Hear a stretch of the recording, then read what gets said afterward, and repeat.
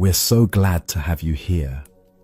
Tonight, you are about to immerse yourself in calming Buddhist wisdom, delivered through timeless Zen stories designed to melt away anxiety and guide you toward deep, restorative sleep. If you'd like, feel free to share what time it is and where you are listening from.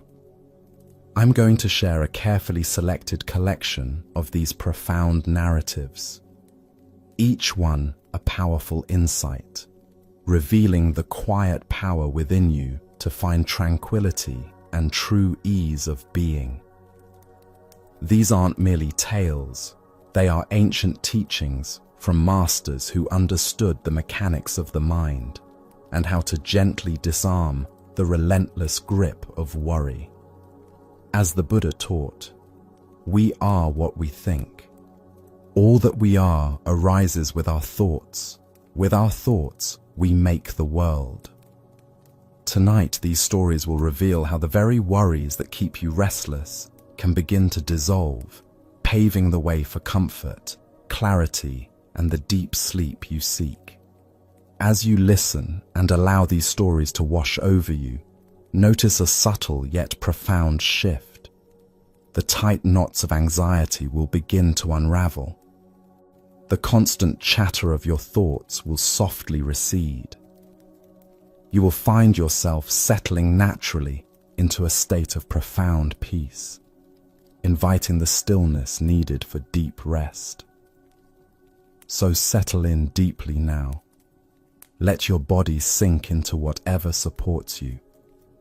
Take one conscious breath with me, and as you exhale, know that you're about to receive wisdom that has soothed hearts and minds for centuries, teachings ready to bring you peace and quiet tonight. Let us begin with a story about the nature of mental control and the wisdom of non-resistance. A governor who prided himself on his disciplined mind once visited Master Yang Guan. The governor had spent years perfecting what he believed was a superior meditation technique, the ability to forcefully suppress unwanted thoughts and emotions during his practice. "Master," the governor said with evident satisfaction, "I have developed remarkable control over my mind. When disturbing thoughts arise during meditation, I simply push them down until they disappear. Through this method, I maintain perfect stillness and clarity." Yang Guan listened patiently to the governor's explanation, nodding thoughtfully. Then, without comment, he gestured toward a large gourd that was floating peacefully in a basin of water nearby. The gourd bobbed gently on the surface, catching the afternoon light. "Honorable Governor," Yang Guan said calmly, "would you do something for me? Please take that gourd and, using only your hands, hold it down at the bottom of the basin so that it remains completely still." Though puzzled by the strange request, the governor approached the basin. He grasped the buoyant gourd firmly and pushed it beneath the surface of the water. Immediately, he could feel the gourd's natural tendency to rise. It pressed upward against his hands with surprising force, requiring considerable effort to keep submerged. The governor concentrated harder, applying more pressure. But the moment his grip relaxed even slightly, the gourd shot violently back to the surface, breaking through the water with a splash. He tried again, this time using both hands to force the gourd down. Still, it fought against him, and when he momentarily loosened his hold, it burst upward even more forcefully than before. Again and again he attempted this task. Each time, the gourd's resistance seemed to grow stronger. The more force he applied, the more violently it rebounded when his control wavered. Soon, the governor was breathing heavily, frustrated by his inability to keep the simple gourd submerged. Finally, exhausted and defeated, he stepped back from the basin. "Master," he admitted, "it cannot be done." The gourd's nature is to float. No matter how hard I try to suppress it, it will always return to the surface. Yang Guan smiled with gentle understanding. Your thoughts are exactly like this gourd, my friend. The more you try to force them down, the more violently they will spring back up when your vigilance wavers. Fighting with your mind only creates greater disturbance. The master gestured to the gourd, which had returned to floating peacefully on the water's surface. Instead of struggling against your thoughts, simply observe them as they float upon the water of your awareness. In not fighting with them, you will discover a peace that requires no effort to maintain. Buddha's wisdom reminds us, what we resist persists. What we accept transforms. The heart of this lesson lies in understanding the fundamental difference between suppression and awareness. The governor's approach represents our common tendency to treat unwanted thoughts and emotions as enemies to be conquered rather than natural phenomena to be observed. Why do we instinctively try to control our mental experiences through force? Zen Buddhism points to our deep conditioning that equates strength with control and peace with the absence of disturbance. We believe that a quiet mind means a mind from which all unwanted content has been eliminated. This creates an adversarial relationship with our own consciousness, turning meditation into a battle rather than a practice of acceptance. Consider how this pattern manifests in daily life. When anxiety arises, we often try to push it away or distract ourselves from it. When anger emerges, we either suppress it completely or judge ourselves harshly for feeling it. When sadness appears, we rush to fix it or make it disappear. Like the governor with his gourd, we exhaust ourselves, trying to force our emotional life into submission. The deeper teaching here shows us that thoughts and emotions are like weather patterns in the sky of consciousness. They arise naturally, move through our awareness, and dissolve on their own when not interfered with. The problem is not their presence, but our resistance to them. Zen teacher Suzuki Roshi taught, each of you is perfect the way you are, and you can use a little improvement. This paradox points to the delicate balance between acceptance and growth. We don't need to eliminate our humanity to find peace. We need to relate to it skillfully. The gourd floating on water represents the natural state of mind when we're not forcing anything. Thoughts arise and pass away like waves on the ocean's surface. The water itself remains undisturbed by what floats upon it.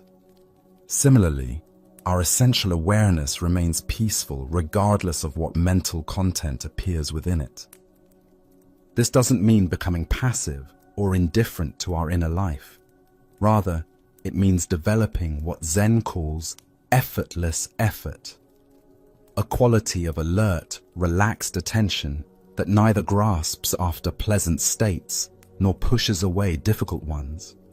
Like learning to float in water, it requires us to stop struggling and trust in our natural buoyancy. Tonight, as you notice your mind's activity, can you resist the urge to control what arises?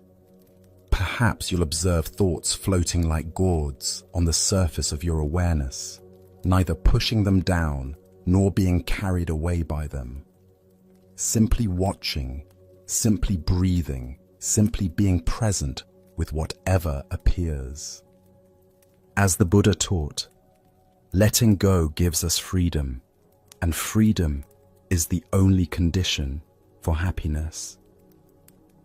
In releasing our grip on the gourd of mental control, we discover the peace that was always available beneath our struggle. Let us continue our journey with a tale about the difference between spiritual states and spiritual presence. Master Shishuang had gathered around him a community of monks known throughout the region for their unwavering dedication to sitting meditation.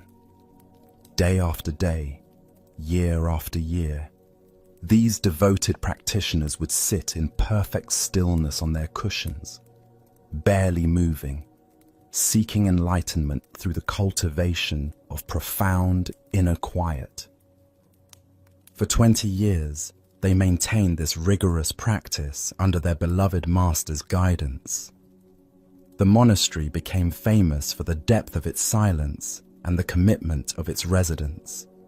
Visitors would often remark on the atmosphere of serene concentration that permeated every corner of the temple grounds.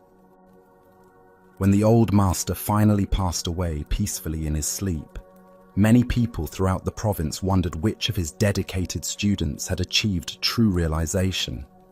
Surely among such devoted practitioners, someone must have attained the enlightenment they had all sought so earnestly.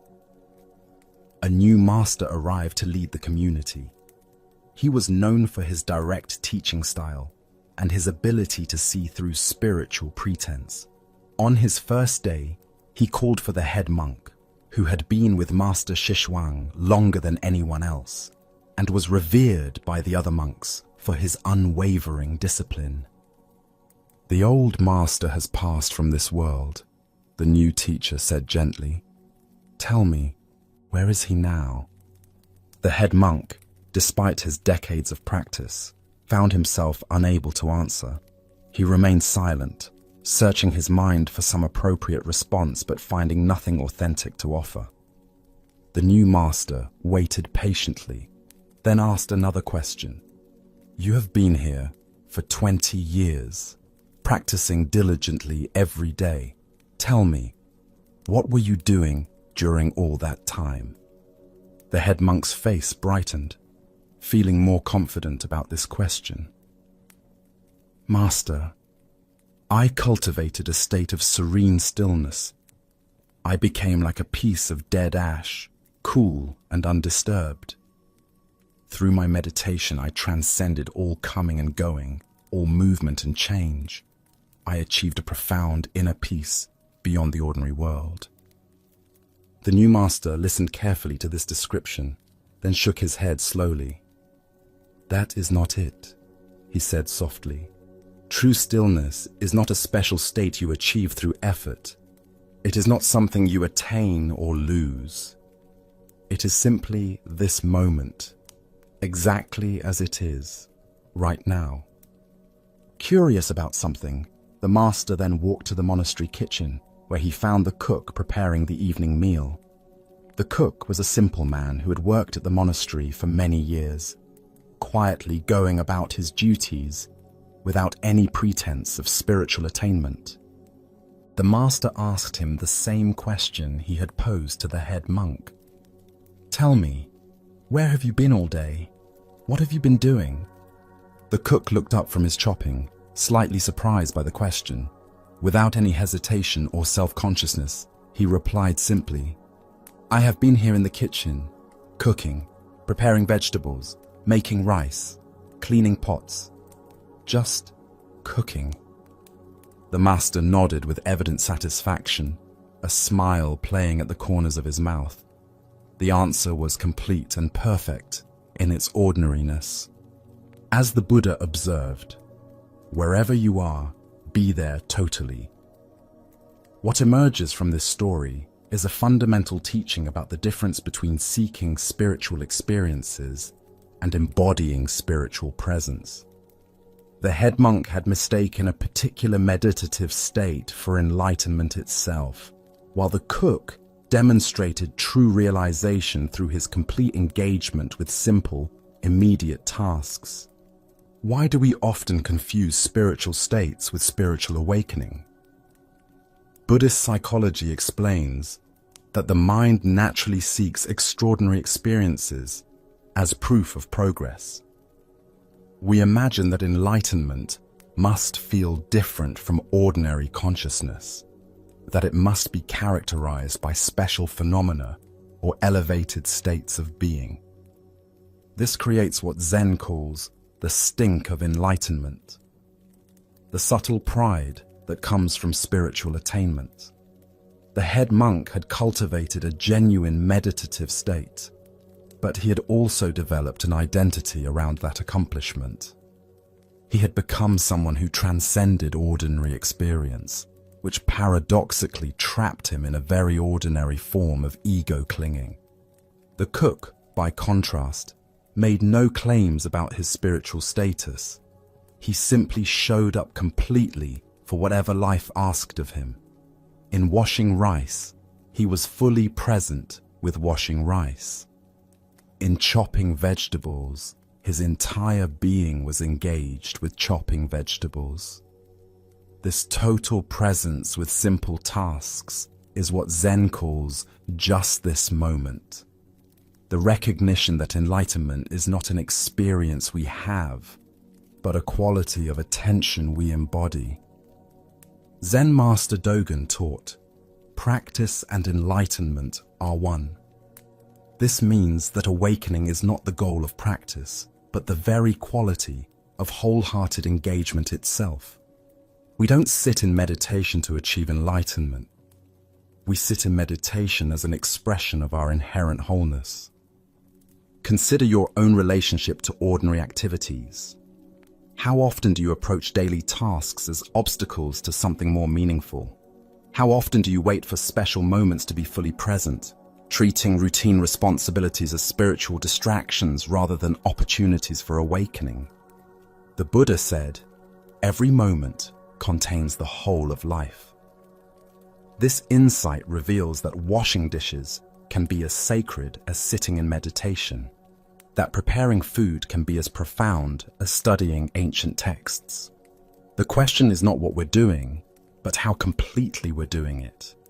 Tonight, as you move through your final activities before sleep, perhaps brushing your teeth, adjusting your pillow, or simply breathing, can you meet these simple actions with the same wholehearted presence the cook brought to his kitchen work?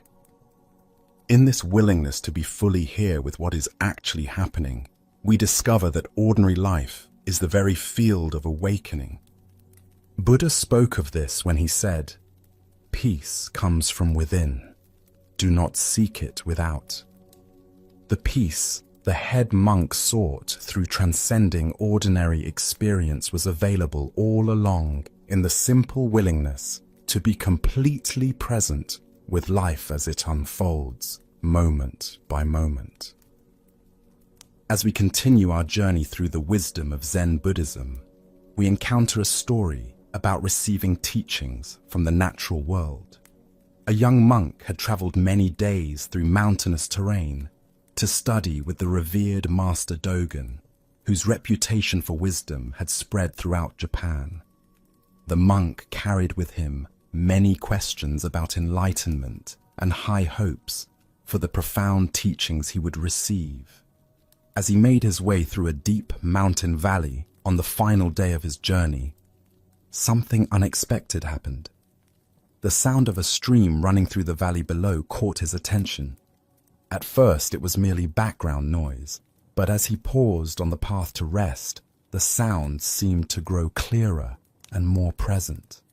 The water moved over rocks and around bends with a constant musical voice. There was something in that sound that pulled the monk deeper and deeper into listening.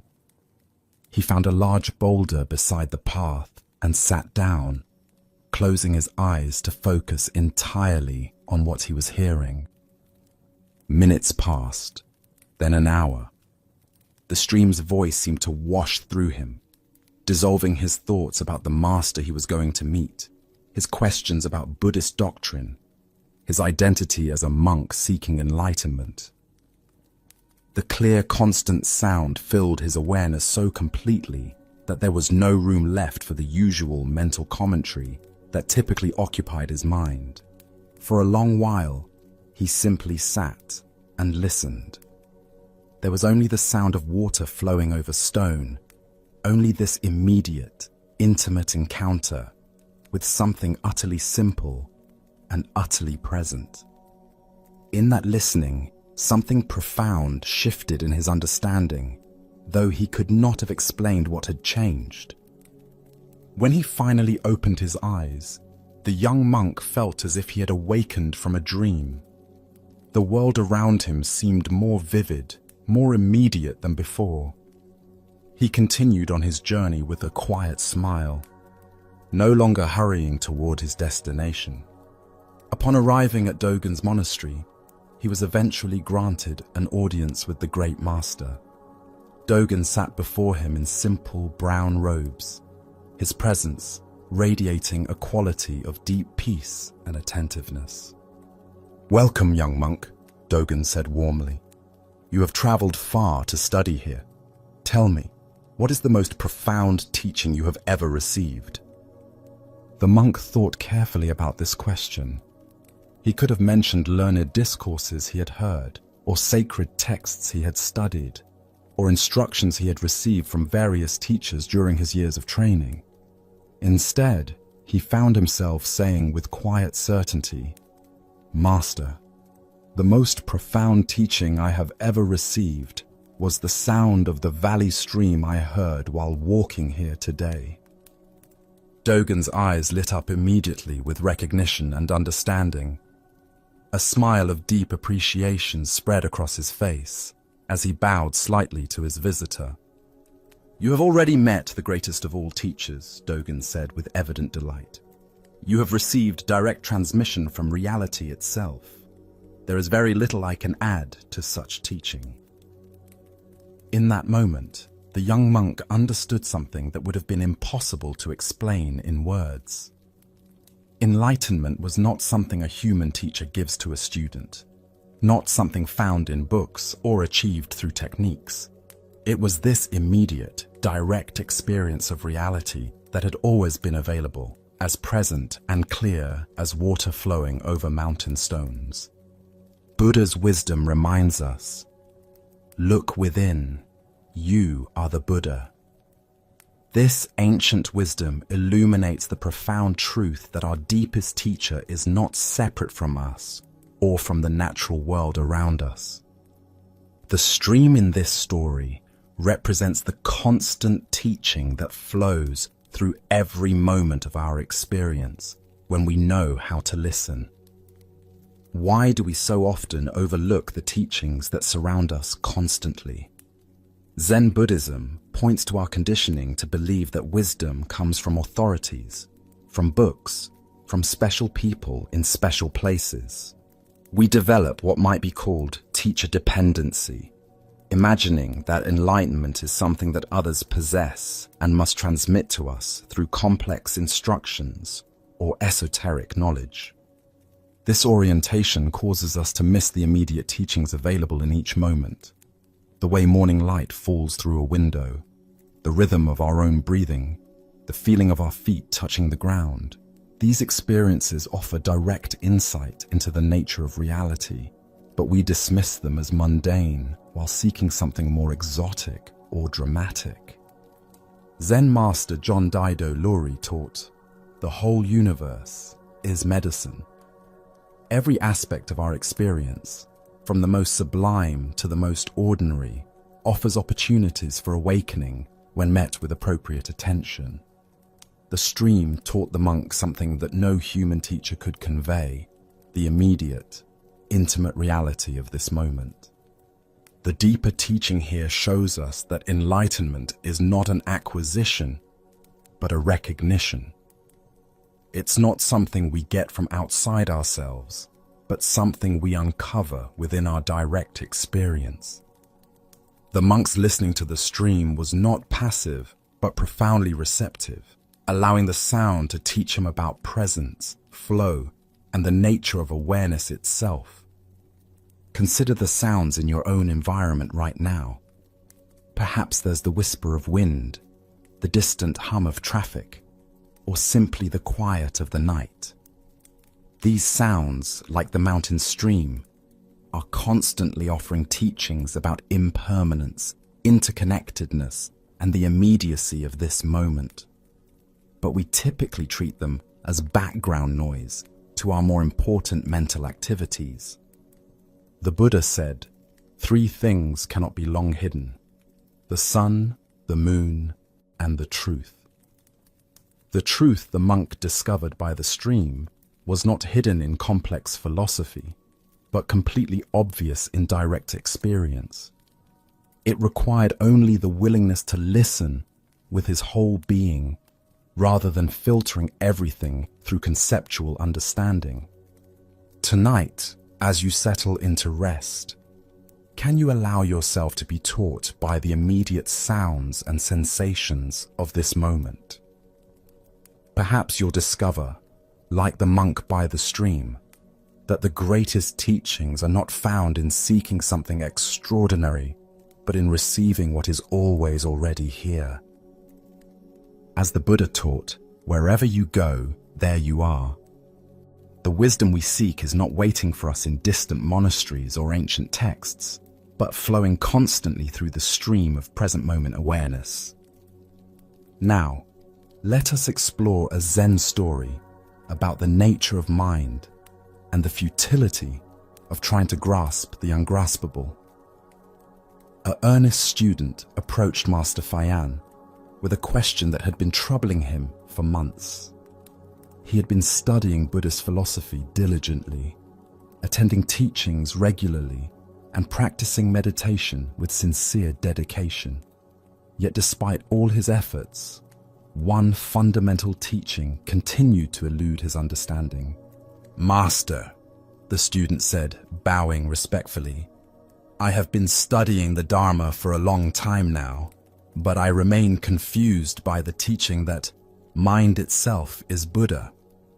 I have read about this in texts, heard it explained in lectures, and contemplated it during my meditation practice. Still, I cannot grasp what this means. How can I understand this truth?" The student's frustration was evident in his voice. Like many sincere practitioners, he had approached this profound teaching as an intellectual puzzle to be solved, a concept to be comprehended through analysis and effort. He waited expectantly for Master Fayan to provide some explanation that would finally make everything clear. Instead of offering a complex philosophical discourse or pointing to ancient scriptures, Master Fayan simply turned his attention to the monastery garden visible through the doorway. Without a word, he pointed to a stone lion that stood among the carefully tended plants and walkways. The stone lion was an ancient piece of carved granite that had watched over the garden for generations. Its surface was weathered smooth by countless seasons of rain and sun, its features softened by time, yet still maintaining a presence of quiet dignity. "You are asking me about the nature of mind," Fayan said calmly, his finger still pointing toward the garden. "Before we discuss such profound matters, tell me something simpler. What is the price of that stone lion?" The student turned to look at the statue, completely bewildered by this unexpected question. He had come seeking wisdom about the deepest mysteries of consciousness, only to be asked about the monetary value of garden decoration.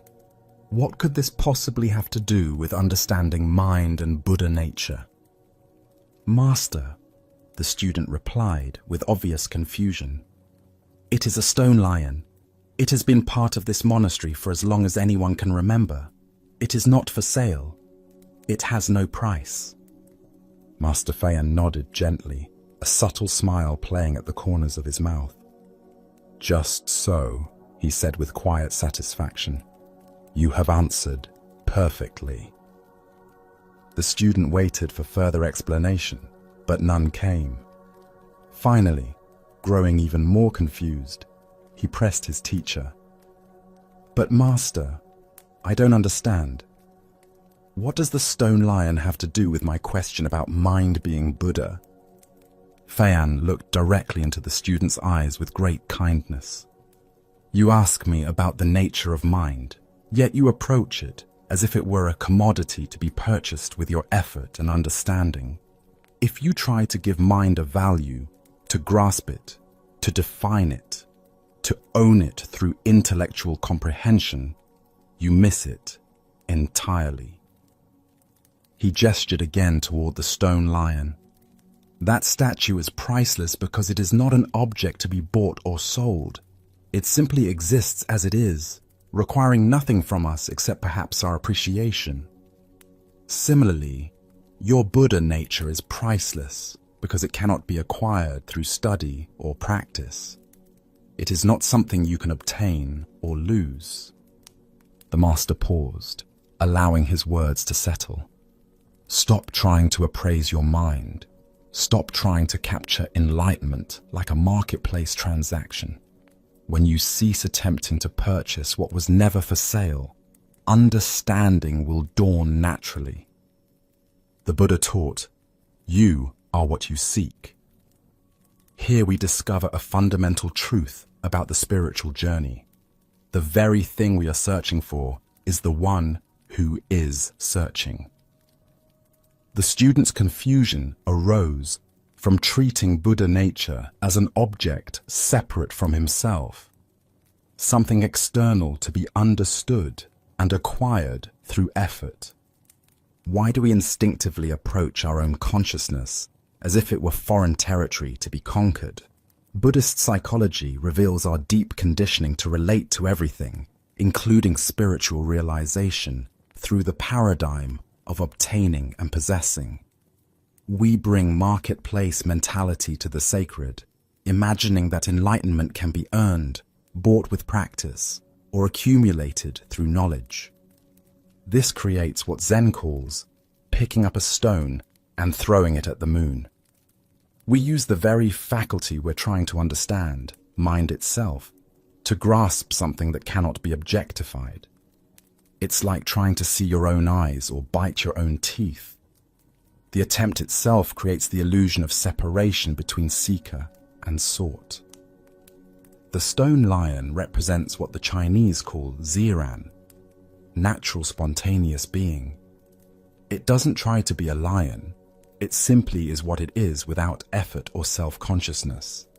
Similarly, your Buddha nature doesn't need to be achieved or understood. It is simply the aware presence that is reading these words right now. Zen teacher Alan Watts often spoke about the backwards law, the idea that the more we chase something, the more it eludes us.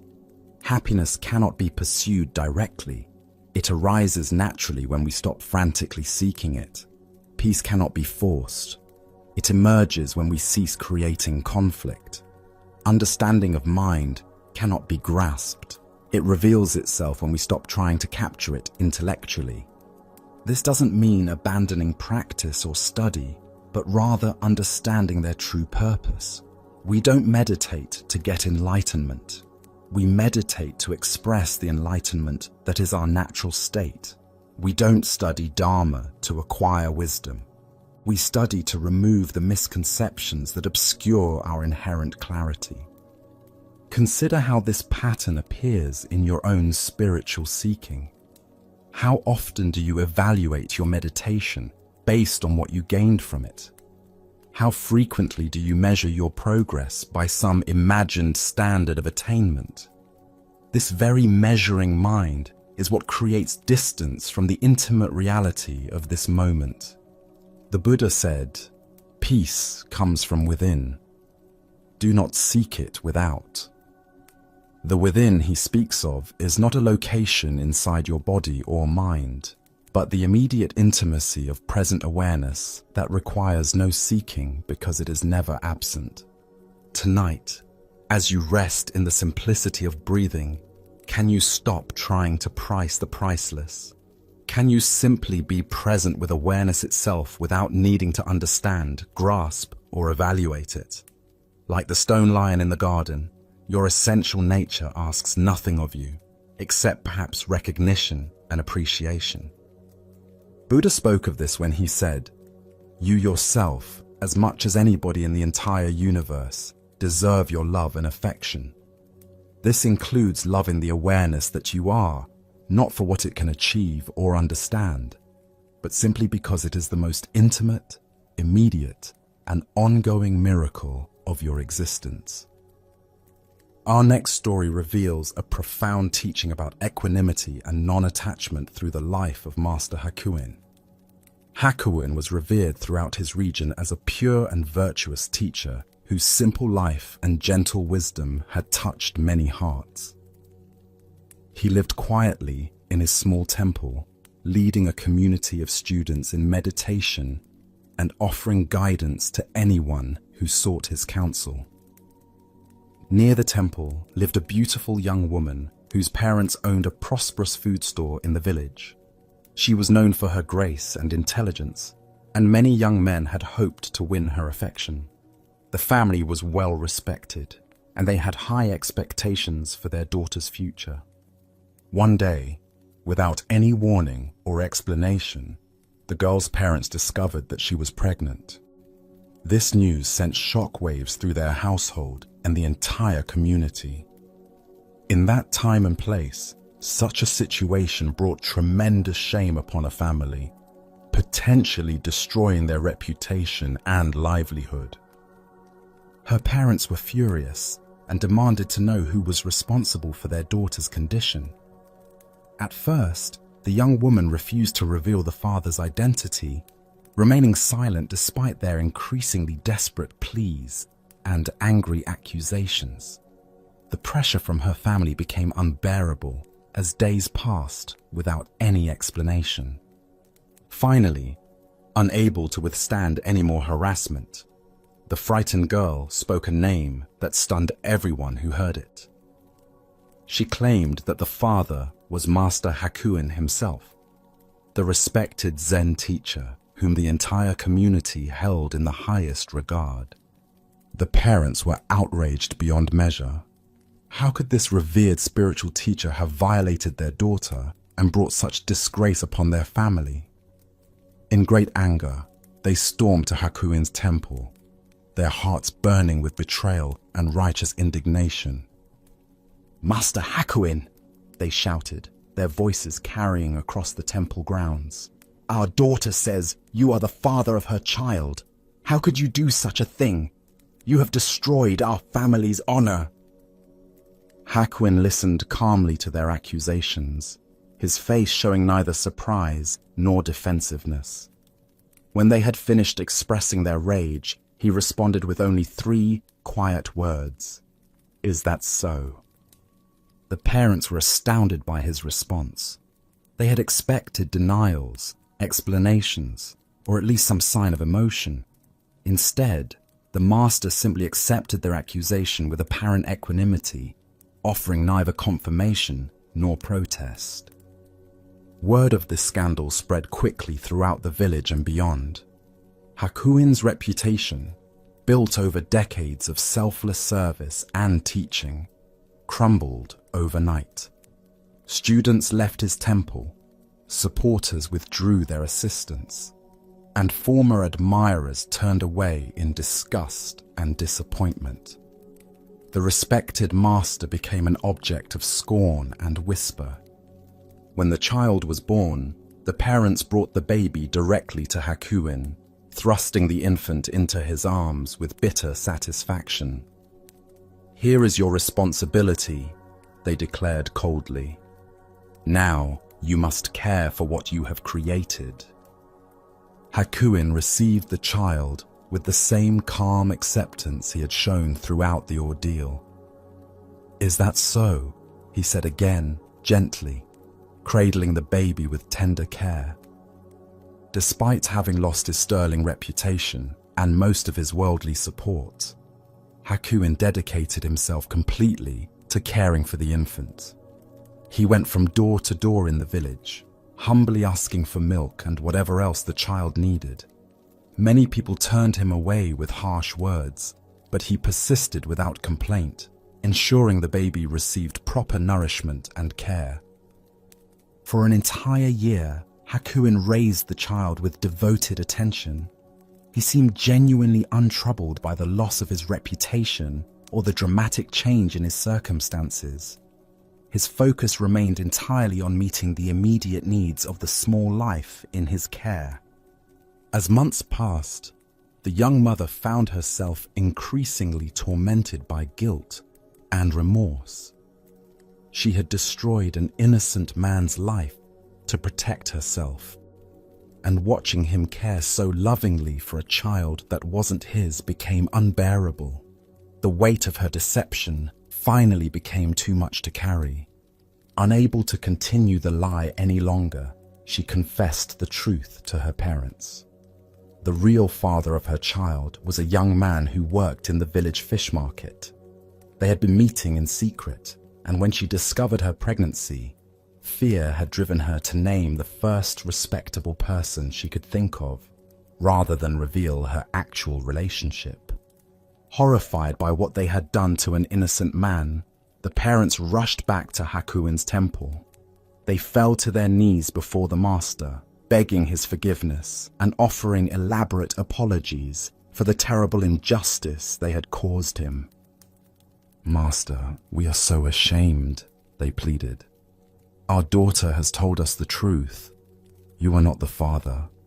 We have wronged you terribly and destroyed your reputation for no reason.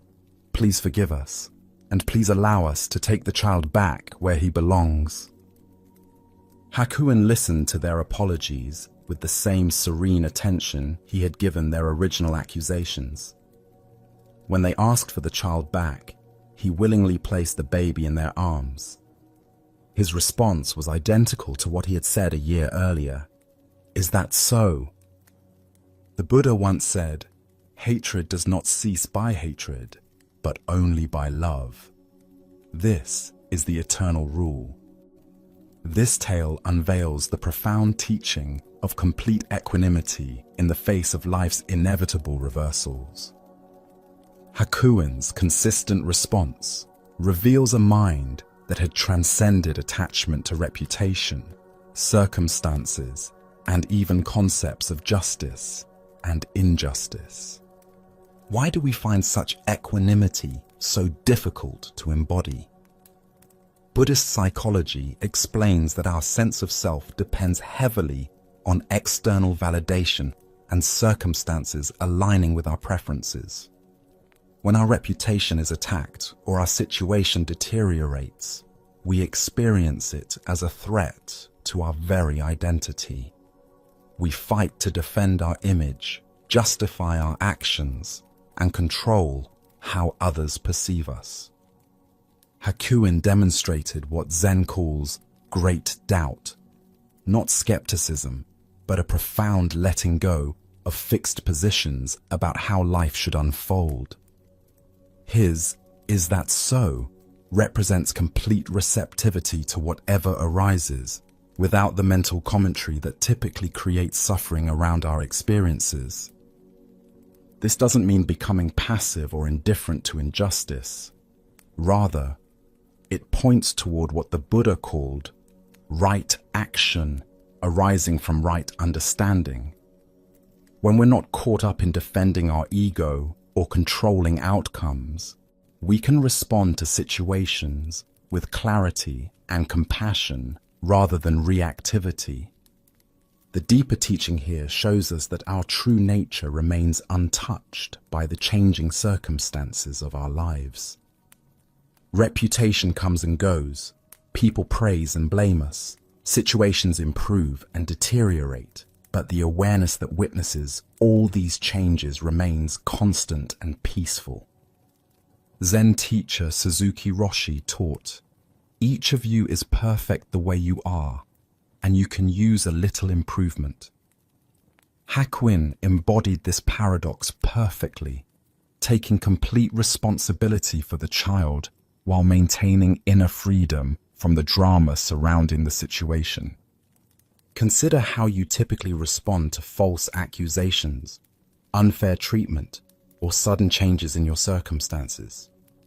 Do you immediately move into defense, explanation, or attempts to control how others view the situation? Can you imagine responding to life's reversals with Hakuin's gentle acceptance? Tonight, as you reflect on the day's events, perhaps you can practice releasing attachment to how things should have been and simply acknowledge what actually occurred. When the mind begins its familiar commentary about fairness or unfairness, you might quietly ask yourself, like Hakuin, is that so? As the Buddha taught, in the end, we will remember not the words of our enemies, but the silence of our friends. True peace comes not from having circumstances align with our preferences, but from meeting whatever arises with the spacious acceptance that recognizes all experiences as temporary visitors in the vast sky of awareness. As we continue on our journey, we encounter a teaching about radical acceptance and the wisdom of taking responsibility even for wrongs we haven't committed. This is The Innocent Thief. Master Ryokan, beloved for his gentle nature and profound compassion, had spent the morning walking through nearby villages with his begging bowl, seeking simple donations of food that would sustain his humble existence. His appearance was unremarkable. The worn robes of a wandering monk, a peaceful demeanor that suggested harmlessness, and the kind of open face that usually inspired trust rather than suspicion. When he approached a particular household that afternoon, he was unaware that the residents had recently experienced a troubling incident. An object of some value had gone missing from their home just days before, and the family was still upset about the theft, suspicious of any strangers who might pass by their property. The moment the householders saw this unfamiliar monk approaching with his begging bowl, suspicion flared into accusation. Here was a stranger, clearly without means, appearing shortly after their valuable possession had disappeared. The timing seemed too coincidental to ignore, and in their distress and anger over the recent theft, they immediately concluded that this humble monk must be the culprit. Without allowing Master Ryokan any opportunity to explain his presence or defend himself, the householder summoned help and had the master bound hand and foot like a common criminal. They tied the ropes tightly, making no effort to be gentle with someone they were convinced had wronged them. Throughout this entire ordeal, Master Ryokan offered no resistance whatsoever. He didn't protest his innocence, didn't demand to know what crime he was being accused of, didn't point out the lack of evidence or the injustice of being condemned without trial. Instead, he simply hung his head in silence, accepting whatever treatment these angry people felt compelled to impose upon him. The master remained bound for some time, enduring both the physical discomfort of the ropes and the emotional pain of being treated as a criminal when he had come only seeking a small donation of food to sustain his spiritual practice. He bore this suffering with the same equanimity he brought to meditation, neither struggling against his bonds nor harboring resentment toward his captors.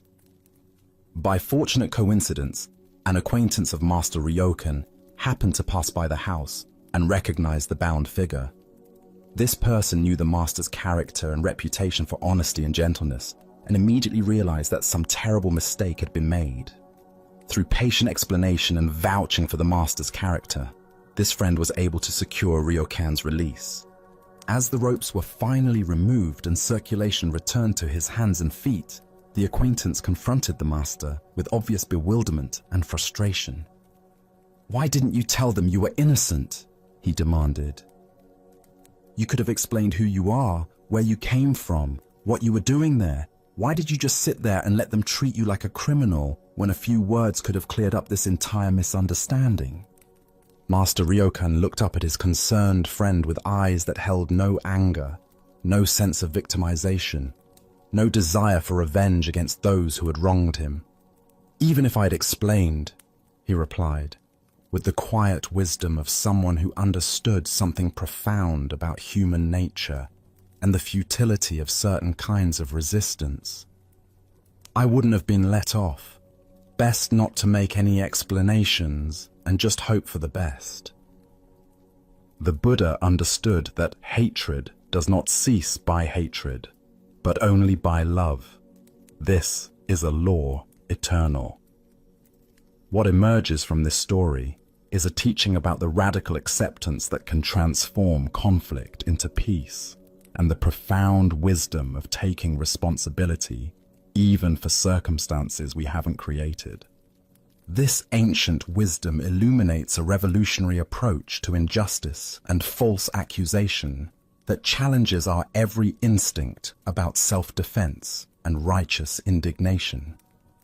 Most of us, when wrongly accused, feel compelled to protest our innocence, to provide evidence, to demand fair treatment, and to ensure that the truth is recognized and acknowledged. Master Ryokan's response reveals an understanding that goes beyond conventional ideas about justice and self-preservation. He recognized that when people are caught in the grip of suspicion and anger, rational explanations often have little power to change their minds. His silence wasn't passive resignation, but active wisdom. The recognition that sometimes accepting undeserved suffering creates possibilities for transformation that resistance and argument cannot achieve. Why do we find it so difficult to accept blame for things we haven't done? This resistance stems from our deep attachment to being seen as good people, to maintaining our reputation and self-image, and to ensuring that justice is served according to our understanding of fairness. But the Master's approach suggests that these attachments can actually prevent us from responding to difficult situations with maximum wisdom and compassion. His explanation, "Even if I'd explained, I wouldn't have been let off," demonstrates profound insight into human psychology. When people are convinced of our guilt, our denials often sound like exactly what guilty people would say. The more vigorously we protest our innocence, the more suspicious we can appear to those who have already decided we're culpable. This teaching reveals the difference between being right and being wise. Master Ryokan was certainly right to protest his innocence, but he was wise enough to recognize that being right wouldn't necessarily lead to being released, and might actually make the situation worse by provoking further anger from people who interpreted his protests as dishonesty or arrogance. We can observe similar dynamics in many areas of human conflict. The employee falsely accused of poor performance who becomes defensive and argumentative, thereby confirming their supervisor's negative impression. The family member wrongly blamed for relationship problems, who responds with angry self-justification, escalating the very conflicts they're trying to resolve. This story also points us toward understanding the power of radical acceptance in transforming our relationship to suffering. By not fighting against his circumstances, Master Ryokan avoided the additional suffering that comes from resistance, resentment, and the desperate need to prove our case to unreceptive audiences. Zen practice cultivates what might be called choiceless acceptance, the ability to receive whatever life presents without immediately strategizing about how to change it, fix it, or escape from it. This doesn't mean passive resignation to genuine injustice, but rather the wisdom to recognize when acceptance might be more effective than resistance. The Master's gentle response to his friend's bewilderment, "Best not to make any explanations and just hope for the best," reveals another layer of wisdom. Sometimes our deepest service to others involves allowing them to work through their anger and suspicion without giving them additional targets for their upset. His silence provided space for their emotions to resolve naturally rather than escalating through argument. Additionally, our minds tend to assume that being misunderstood is one of the worst things that can happen to us. But Master Ryokan's story suggests that being misunderstood and accepting that misunderstanding with grace can actually be a form of spiritual service, a way of absorbing negativity that might otherwise continue to spread through reactive cycles of blame and defense. This teaching also reveals the difference between self-respect and ego protection. The master's willingness to be bound and accused didn't reflect low self-esteem, but rather such secure self-knowledge that external accusations couldn't threaten his inner peace or understanding of his own nature. Beyond this, there emerges a profound teaching about the courage required for complete nonviolence. It's relatively easy to be nonviolent when we're treated fairly, but Master Ryokan demonstrated the kind of deep nonviolence that remains stable even when we're treated unjustly. Tonight, as you consider situations where you feel wrongly accused, misunderstood, or blamed for things you haven't done, can you experiment with the kind of acceptance Master Ryokan demonstrated? What would it mean to respond to unfair treatment with silence and patience rather than immediate self-defense and justification? Buddha's wisdom reminds us, better than 1,000 hollow words is one word that brings peace.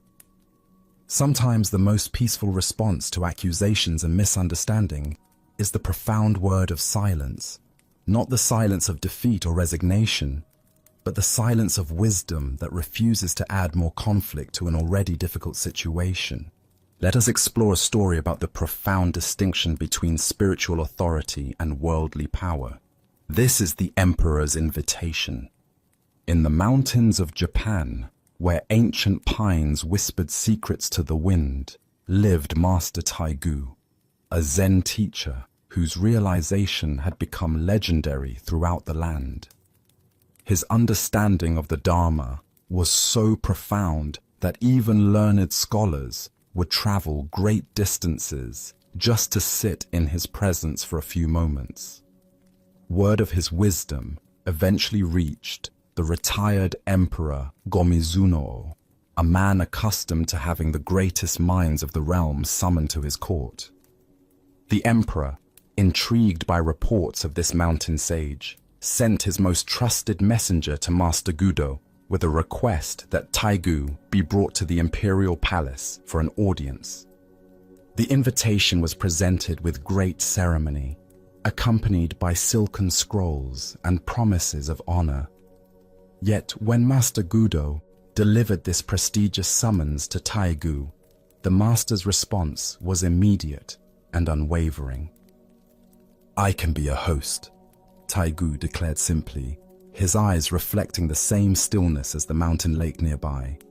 "I can never be a guest." The messenger, confused by this unexpected refusal, pressed the matter. "Master, do you understand? This is an invitation from the retired emperor himself, the greatest honor in the land." Taigu smiled gently. "That is precisely why I cannot accept. When one truly understands the Dharma, there is no position higher or lower. There is only the eternal host of truth, welcoming all who seek with genuine hearts." The emperor, upon hearing of this refusal, was initially puzzled, then impressed by the master's integrity. He did not extend the invitation again, recognizing something profound in Taigu's response. Years later, Master Taigu was heard to remark to his students, "Had I responded to the imperial summons, our school would likely have fallen into the dirt. True teaching cannot be commanded or displayed on demand."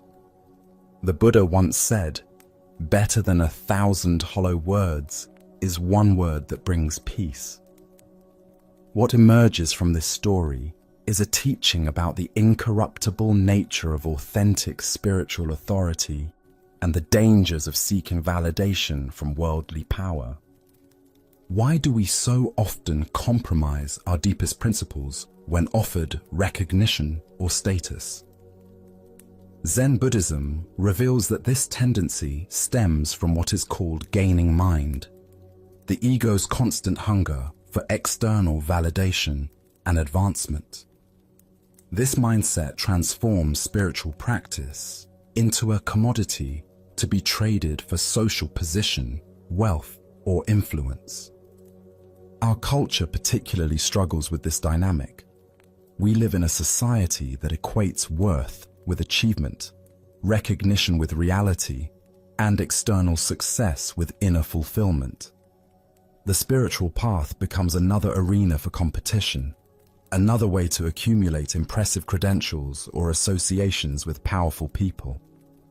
Consider how often we modify our authentic expression to gain approval from those we perceive as having authority over our lives. A teacher dilutes their message to avoid challenging students. An artist compromises their vision to secure a prestigious exhibition. A spiritual practitioner adopts fashionable teachings rather than following their genuine understanding. Zen teacher Suzuki Roshi observed, "In the beginner's mind, there are many possibilities, but in the expert's mind, there are few." When we become attached to being seen as experts, as people worthy of imperial invitations, we lose the fresh, humble awareness that allows genuine wisdom to flow through us. The deeper teaching here shows us that true spiritual authority cannot be granted by external sources, no matter how exalted. It arises naturally from direct realization and expresses itself through humble service to truth, rather than accumulation of prestigious positions. When we understand this, we become like Master Taigu, eternally the host, offering wisdom freely to sincere seekers, while remaining unswayed by offers of worldly elevation. Taigu's refusal wasn't arrogance, but profound humility. He understood that the moment he accepted the role of court entertainer, performing wisdom for imperial approval, he would cease to be an authentic teacher and become merely another ornament of power.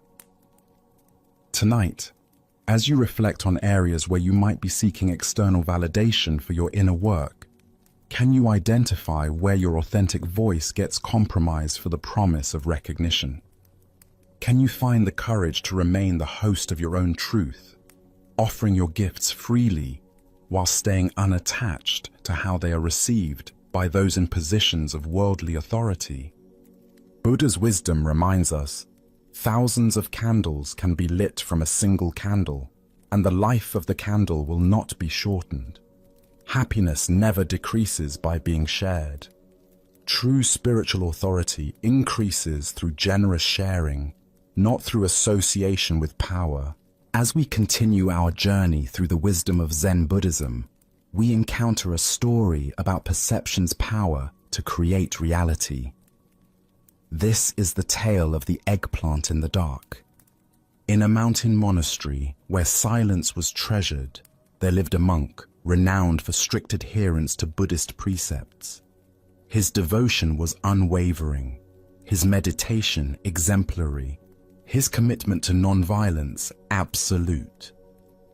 For years, he had walked the path with careful attention to every rule, finding comfort in structure and certainty. One moonless night, returning from evening meditation, he walked slowly along the garden path to his quarters. The darkness was complete, broken only by faint outlines of familiar landmarks. He knew this path intimately, yet tonight something felt different. Suddenly, his foot came down on something soft and yielding. The object made a distinct squishing sound that pierced the quiet like a bell. The monk froze, his heart racing as his mind conjured the most likely explanation. He had stepped on an egg-bearing frog. The realization struck like a physical blow. The first precept forbids taking life, and here he was, a dedicated practitioner, having just killed a pregnant creature. Not only had he taken one life, but potentially dozens.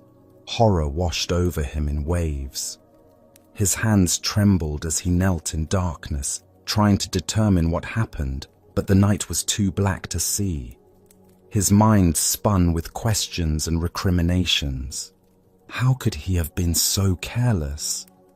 Was this a spiritual test he had failed catastrophically? Sleep became impossible.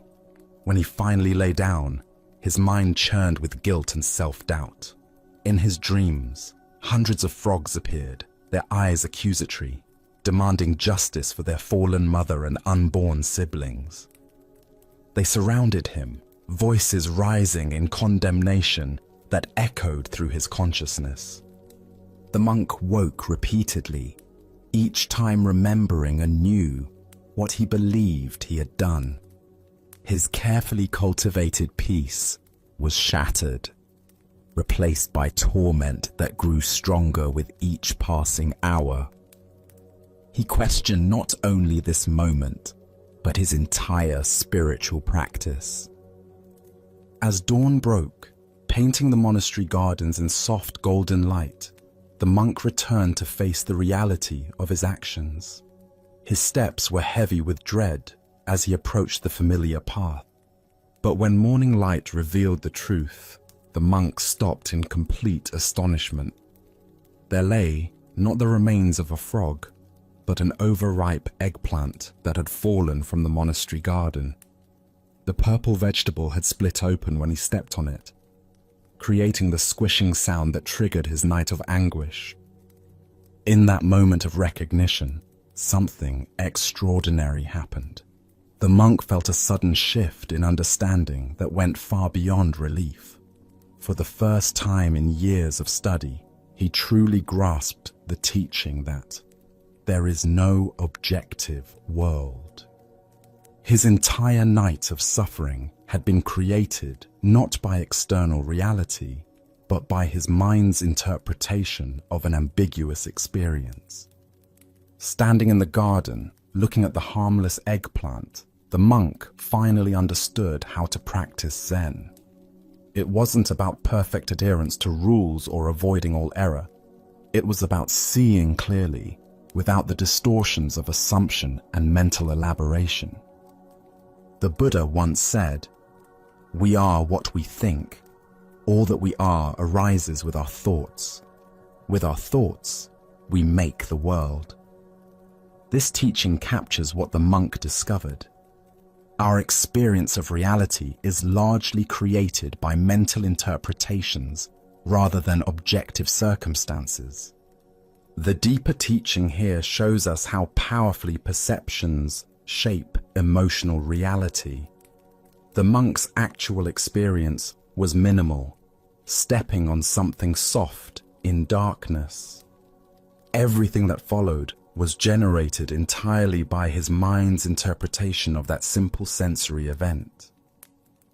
Why do we construct elaborate stories from incomplete information? Our minds evolved to make rapid assessments for survival, often filling gaps with worst-case scenarios. This mental habit served our ancestors well when danger was immediate and physical, but creates unnecessary suffering when applied to modern psychological situations. Consider how often you step on metaphorical eggplants in the dark. Your friend doesn't return your text immediately, and you assume you've offended them. A colleague seems distant in a meeting, and you convince yourself they're angry about your presentation. Your partner comes home quieter than usual, and you imagine relationship problems that may exist only in your worried mind. Each scenario follows the same pattern: ambiguous sensory input, followed by mental interpretation, followed by emotional reaction to the interpretation rather than the actual event. We suffer not from what happens, but from what we think about what happens. Zen, Master Suzuki Roshi taught, "In the beginner's mind, there are many possibilities, but in the expert's mind, there are few." The monk had become an expert in following rules, but a beginner in seeing clearly. His expertise actually became a limitation when it caused him to jump to conclusions based on preconceptions. This story invites us to examine our tendency toward premature interpretation. How often do we create our own nightmares by assuming the worst about ambiguous situations? How much daily stress comes from responding to imagined scenarios, rather than actual circumstances? Tonight, as you encounter the inevitable ambiguities of human interaction, can you remember the monk and the eggplant? When your mind begins constructing stories about unclear situations, can you step back and ask, what do I actually know for certain, and what am I adding through interpretation? Buddha's wisdom reminds us, doubt everything, find your own light. The monk's awakening came not from following external rules more perfectly, but from discovering the clarity that was always available within him. Our next story is about the creative wisdom that emerges when we stop resisting life's persistent challenges and instead find ways to transform them. This is the ghost-proof mosquito net. Master Sengai sat in his modest quarters, rubbing his arms and neck with obvious frustration. For the third time in recent months, thieves had stolen his mosquito net, leaving him defenseless against the relentless summer insects that plagued the temple grounds. Each evening brought fresh torture as mosquitoes found their way inside his bedding, buzzing and biting throughout the night, making peaceful sleep impossible. To tell you the truth, the master confided to two elderly women who had come to visit him, I've already had my mosquito net stolen 3 times.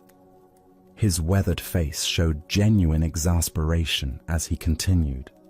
Every night, I pull the bedding over my head for protection, but somehow a mosquito always manages to hide inside and chew me up while I sleep. It itches like crazy. He grimaced comically, demonstrating by scratching various parts of his body. The two women, moved by compassion for their beloved teacher's predicament, expressed great sympathy. They could see the red welts on his arms and the dark circles under his eyes from sleepless nights. "Master," one of them said earnestly, "surely there must be something we can do to help." Sengai's eyes suddenly brightened with an idea that seemed to amuse him greatly. "Ladies, if you're willing, I have a plan." Grinning broadly with obvious delight in his scheme, he continued, "Could you make me an all-white mosquito net? Plain white fabric, nothing fancy, but sturdy enough to keep the insects out." "Yes, certainly," the old ladies agreed immediately. Pooling their modest savings, they purchased fine white cloth and spent several days creating exactly what the master had requested. They brought it to him with great pride, pleased to help solve his mosquito problem. Master Sengai received the gift with obvious joy and immediately set to work with brushes and black ink. On the net's sides, he painted elaborate depictions of death's heads, ghosts, and skeletal figures. Across the top, he created a terrifying image of the thunder god surrounded by jagged streaks of lightning. At the corners, he added overturned lanterns, weathered gravestones, ghostly hands reaching from shadows, and various funerary objects. When his artistic work was complete, he hung the net and stepped back to admire his creation. "Well, that should do the trick," the master announced with satisfaction and laughter. That very night, as if drawn by fate, 2 thieves approached the temple carrying dim lanterns. Master Sengai was already sleeping peacefully inside his newly decorated mosquito net. The thieves silently slid aside the paper screens and slipped into his room. But when they directed their lantern light toward the net, expecting to see simple white fabric, they suddenly beheld what appeared to be a terrifying ghost standing before them in the darkness. Trembling with fear, but still greedy for their prize, one thief mustered enough courage to approach the net with his knife preparing to cut it down from its hanging position. At that precise moment, Sengai began banging his metal washing basin while shouting in a voice that filled the night, "The god of thunder is here before you!" Terrified beyond reason, both thieves ran screaming into the darkness, never to return to the temple again. The Buddha taught, what we think, we become. What we feel, we attract. What we imagine, we create. Here we discover a teaching about the transformative power of creative response to persistent problems. This story reveals something profound about our typical approaches to life's recurring difficulties. Most of us, when faced with the same problem repeatedly, tend to respond in predictable patterns. We get frustrated, we complain, we try the same solutions again and again, hoping for different results. We rarely step back and ask ourselves, what creative approach might transform this entire situation? Master Sengai could have responded to his stolen mosquito nets in numerous conventional ways. He might have increased security around the temple, posted guards, or installed better locks. He could have purchased cheaper nets that wouldn't attract thieves, or simply accepted sleepless nights as part of monastic austerity. Instead, he chose a response that was both practical and deeply creative, one that solved the immediate problem, while also revealing something profound about the nature of fear, perception, and deterrence. This approach reflects a fundamental principle of Zen wisdom. When we stop fighting against the nature of a problem and instead work creatively with its energy, entirely new solutions become possible. The thieves were drawn by greed to steal what appeared valuable.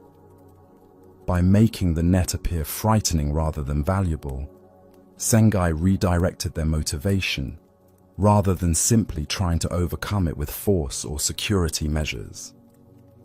We can observe similar patterns of creative problem-solving in many areas of life. A parent dealing with a chronically messy child might transform cleanup time into a game rather than a battle. A business facing customer complaints might redesign their service approach entirely rather than simply defending their existing methods. A person struggling with anxiety might learn to work with their nervous energy creatively rather than constantly fighting against it. Zen teachings illuminate another aspect of the story through the concept of expedient means, using whatever methods are most effective for each particular situation, even if they seem unconventional or surprising. Sengai's ghost-painted mosquito net represents perfectly tailored wisdom. He understood exactly what would deter these particular thieves and created a solution that matched their psychology rather than his own preferences. Additionally, our minds tend to assume that problems require serious, conventional solutions. We rarely consider whether humor, playfulness, or creative expression might be more effective than direct confrontation. Sengai's obvious delight in his scheme reveals another teaching, that effective solutions can also be enjoyable and artistically satisfying. The story also points us toward understanding the power of perception in determining reality. The net was the same physical object, whether plain or decorated, but its meaning and impact were completely transformed by Sengai's artistic additions. This reveals how often our problems exist not just in external circumstances, but in how we and others perceive and interpret those circumstances. Tonight, as you consider persistent problems in your own life, can you identify patterns where you've been trying the same approaches repeatedly without success? What would it look like to step back and consider entirely creative solutions that work with the natural energies involved rather than against them. The Buddha said, "In the sky, there is no distinction of east and west. People create distinctions out of their own minds and then believe them to be true. By approaching our difficulties with creative flexibility rather than rigid assumptions, we often discover that the most effective solutions were hiding in plain sight, waiting for us to see beyond our conventional thinking. Now, let us explore a Zen story about the nature of judgment and hidden knowledge. This is the story of the feast that revealed more than anyone expected. Zen master Dario received an invitation to dine at the estate of a wealthy landowner, a man known throughout the province for his generosity and elaborate entertainments. The invitation specified that many other Buddhist monks would be present, making it both a social gathering and an opportunity for spiritual discourse. Dario accepted graciously, looking forward to the fellowship and conversation. On the appointed evening, Dario arrived at the magnificent estate to find a grand feast prepared.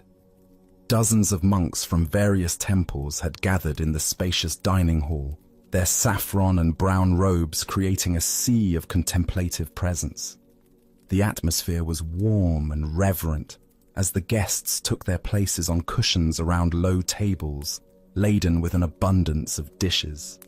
Someone in the household, perhaps a mischievous servant or a family member with a twisted sense of humor, had decided to test the monks' adherence to their vows.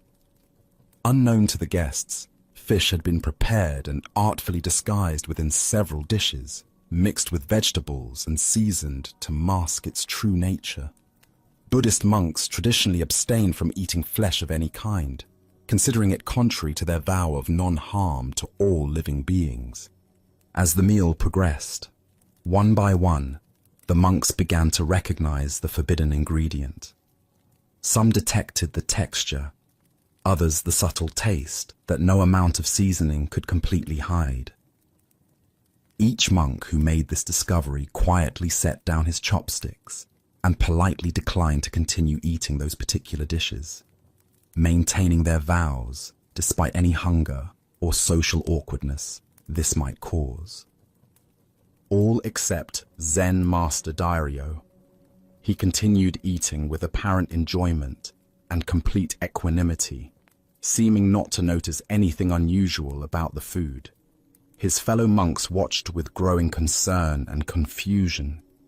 How could such a respected teacher be unknowingly violating his vows? Should someone alert him to what he was consuming? Finally, a monk seated beside Dario could bear it no longer. Discreetly tugging at the master's sleeve, he whispered urgently, "Master Dario, that dish contains fish flesh." Dario paused, set down his chopsticks, and looked directly into the concerned monk's eyes. His response was gentle but penetrating. "And how, my friend? Do you know what fish flesh tastes like?" The monk's face flushed red as the implication of Dario's question sank in. To recognize the taste of fish so readily, the monk himself must have intimate familiarity with it. The very knowledge that allowed him to identify the forbidden food revealed his own past consumption of it. In pointing out Dario's apparent transgression, he had inadvertently exposed his own. A profound silence settled over the nearby diners as they absorbed this exchange. The master's words hung in the air like incense, spreading their wisdom beyond the immediate conversation to touch everyone within hearing. Buddha spoke of this when he said, "Do not believe in anything simply because you have heard it, but when you find that anything agrees with reason and is conducive to the good and benefit of one and all, then accept it and live up to it." The heart of this lesson lies in how quickly we rush to judge others while remaining blind to our own contradictions. Why do we so readily notice the faults of others while overlooking our own? Zen Buddhism explains that judgment serves as a psychological defense mechanism that protects us from examining our own behavior too closely. When we focus on others' failings, we create the illusion of our own superiority and avoid the uncomfortable work of honest self-reflection. The monk who pointed out the fish thought he was helping his teacher maintain moral purity. But Dario's response revealed a deeper teaching about the nature of knowledge and experience. To recognize something immediately often indicates familiarity with it.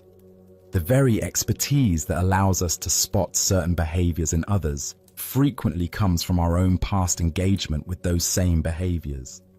Consider how often throughout your day you might find yourself noticing and internally criticizing others' actions. The driver who cuts you off, the colleague who takes credit for others' work, the friend who interrupts conversations. What would happen if each time you felt that familiar surge of judgment, you paused to ask yourself, how do I know to recognize this behavior so quickly? This practice isn't about becoming paralyzed by self-doubt or avoiding all moral discernment. Rather, it's about approaching others with the humility that comes from recognizing our shared humanity. As Zen teacher Suzuki Roshi observed, each of you is perfect the way you are, and you can use a little improvement. This encompasses both ourselves and those we might be tempted to judge. Dario's calm consumption of the fish might have stemmed from various motivations. Perhaps he chose not to embarrass his hosts by making a scene. Perhaps he understood that the intention behind eating matters more than the act itself. Perhaps he was demonstrating that true spiritual freedom sometimes means transcending even religious rules when compassion calls for it. Or perhaps he was teaching through his subsequent response that pointing out others' transgressions often reveals more about the pointer than the pointed at. What emerges from this story is the recognition that moral authority doesn't come from perfect adherence to rules, but from the wisdom and compassion with which we respond to complex situations. The monk who identified the fish was technically correct about Buddhist dietary restrictions, but Dairyo's response pointed to a more profound spiritual truth about judgment, knowledge, and humility. We can also observe how this teaching applies to our modern tendency toward moral certainty in social media and public discourse. How easily we share articles criticizing others' behavior, how quickly we join in collective judgment, how readily we assume our moral framework is obviously correct. Dario's question invites us to pause and examine what our quick judgments reveal about our own experience and conditioning.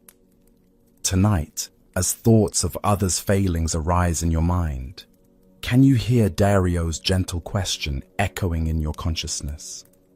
Can you transform moments of judgment into opportunities for self-reflection and humility? As the Buddha taught, hatred does not cease by hatred, but only by love. This is the eternal rule. When we approach others' apparent failings with curiosity about our own reactions, rather than certainty about their wrongness, we create space for the compassion that heals both judge and judged. Let us now turn to a story about the difference between seeing and being seen, between wisdom and the appearance of wisdom. This is the tale of the blind man and his lantern. Late one evening, as darkness settled over the village like a soft blanket, a blind man prepared to walk home after spending the day with a dear friend. They had shared tea, conversation, and the comfortable silence that comes between people who truly know each other. But now, the hour was late, and the blind man needed to make his way through the winding streets to his own home. As he prepared to leave, feeling around for his walking stick and adjusting his cloak against the night air. His friend looked out at the pitch-black streets with concern. "Please," the friend said kindly, "let me give you my lantern to carry with you. The streets are particularly dark tonight, and there are many obstacles along the way." The blind man paused, surprised by the offer. "Why would I need a lantern?" he asked with gentle amusement. "You know I cannot see. The light won't help me find my way any better than darkness would. My feet know these streets, and my other senses guide me just fine." "Ah," his friend replied thoughtfully, "but perhaps the lantern isn't for you to see better. Perhaps it's so that others will see you better and won't accidentally bump into you as they hurry through the dark streets." This reasoning made perfect sense to the blind man. While he had learned to navigate the world without sight, he understood that others depended on their eyes and might not notice him in the darkness. "Of course," he said, accepting the lantern gratefully. "How thoughtful of you." The lantern was a simple but beautiful thing, made of rice paper stretched over delicate bamboo strips, with a candle secured safely inside. His friend lit the candle, and the warm glow illuminated a circle of ground around the blind man's feet. Even though he couldn't see the light himself, he could feel its warmth and knew that others would see him coming from a good distance away. Off he went into the night, the lantern swinging gently at his side as he made his way along the familiar path toward home. He felt confident and considerate, knowing that he was taking care both of his own safety and the safety of others who might be traveling these same dark streets. But he had walked only a few yards when suddenly, crack, another traveler walked straight into him. The collision was jarring, sending both men stumbling. The blind man's lantern swayed wildly, and he nearly lost his balance. "Why don't you watch where you're going?" the blind man called out indignantly, steadying himself and adjusting his robes. "Can't you see this lantern? I'm carrying it specifically so people like you won't bump into me." The other traveler, equally surprised by the collision, looked at the blind man's lantern and couldn't help but laugh. "My friend," he said gently, "why don't you light the candle? Your lantern is completely dark." The blind man reached toward his lantern and felt around the bamboo frame. Sure enough, the candle had gone out shortly after he left his friend's house, though he had been completely unaware of it. He had been walking through the darkness, carrying what he believed was a source of light, but was actually just an empty container, no more illuminating than if he had carried nothing at all. The Buddha once said, "Thousands of candles can be lighted from a single candle, and the life of the candle will not be shortened. Happiness never decreases by being shared." This tale unveils the profound difference between carrying the container of wisdom and carrying wisdom itself. Why do we so often mistake the form of understanding for understanding itself? Zen Buddhism reveals that we frequently become attached to the external symbols of insight, the books we've read, the retreats we've attended, the spiritual concepts we can discuss, while the actual flame of awareness remains unlit within us. The blind man's situation is deeply familiar to anyone who has walked a spiritual path. We acquire the lantern of teachings, surround ourselves with the framework of practice, and assume that possessing these things means we are illuminated. But unless the candle of direct experience is actually burning, we're still walking in darkness while believing we carry light. Consider your own spiritual or philosophical understanding. How much of what you believe you know is actually lived wisdom, and how much is merely conceptual knowledge you're carrying around like an unlit lantern? The difference becomes apparent only when we encounter the inevitable collisions of real life, moments when our understanding is tested by actual circumstances. In Zen practice, we distinguish between knowing about and knowing directly. You can study everything ever written about the taste of an apple, but until you actually bite into one, your knowledge remains second-hand. Similarly, we can accumulate vast knowledge about peace, compassion, or wisdom without ever actually embodying these qualities. The blind man was sincere in his intentions. He genuinely wanted to help others see him and avoid accidents. But his good intentions couldn't substitute for the actual function of a lit candle. This is the challenge of all spiritual practice, not just wanting to be wise or appearing to be wise, but actually cultivating the direct experience that makes wisdom real.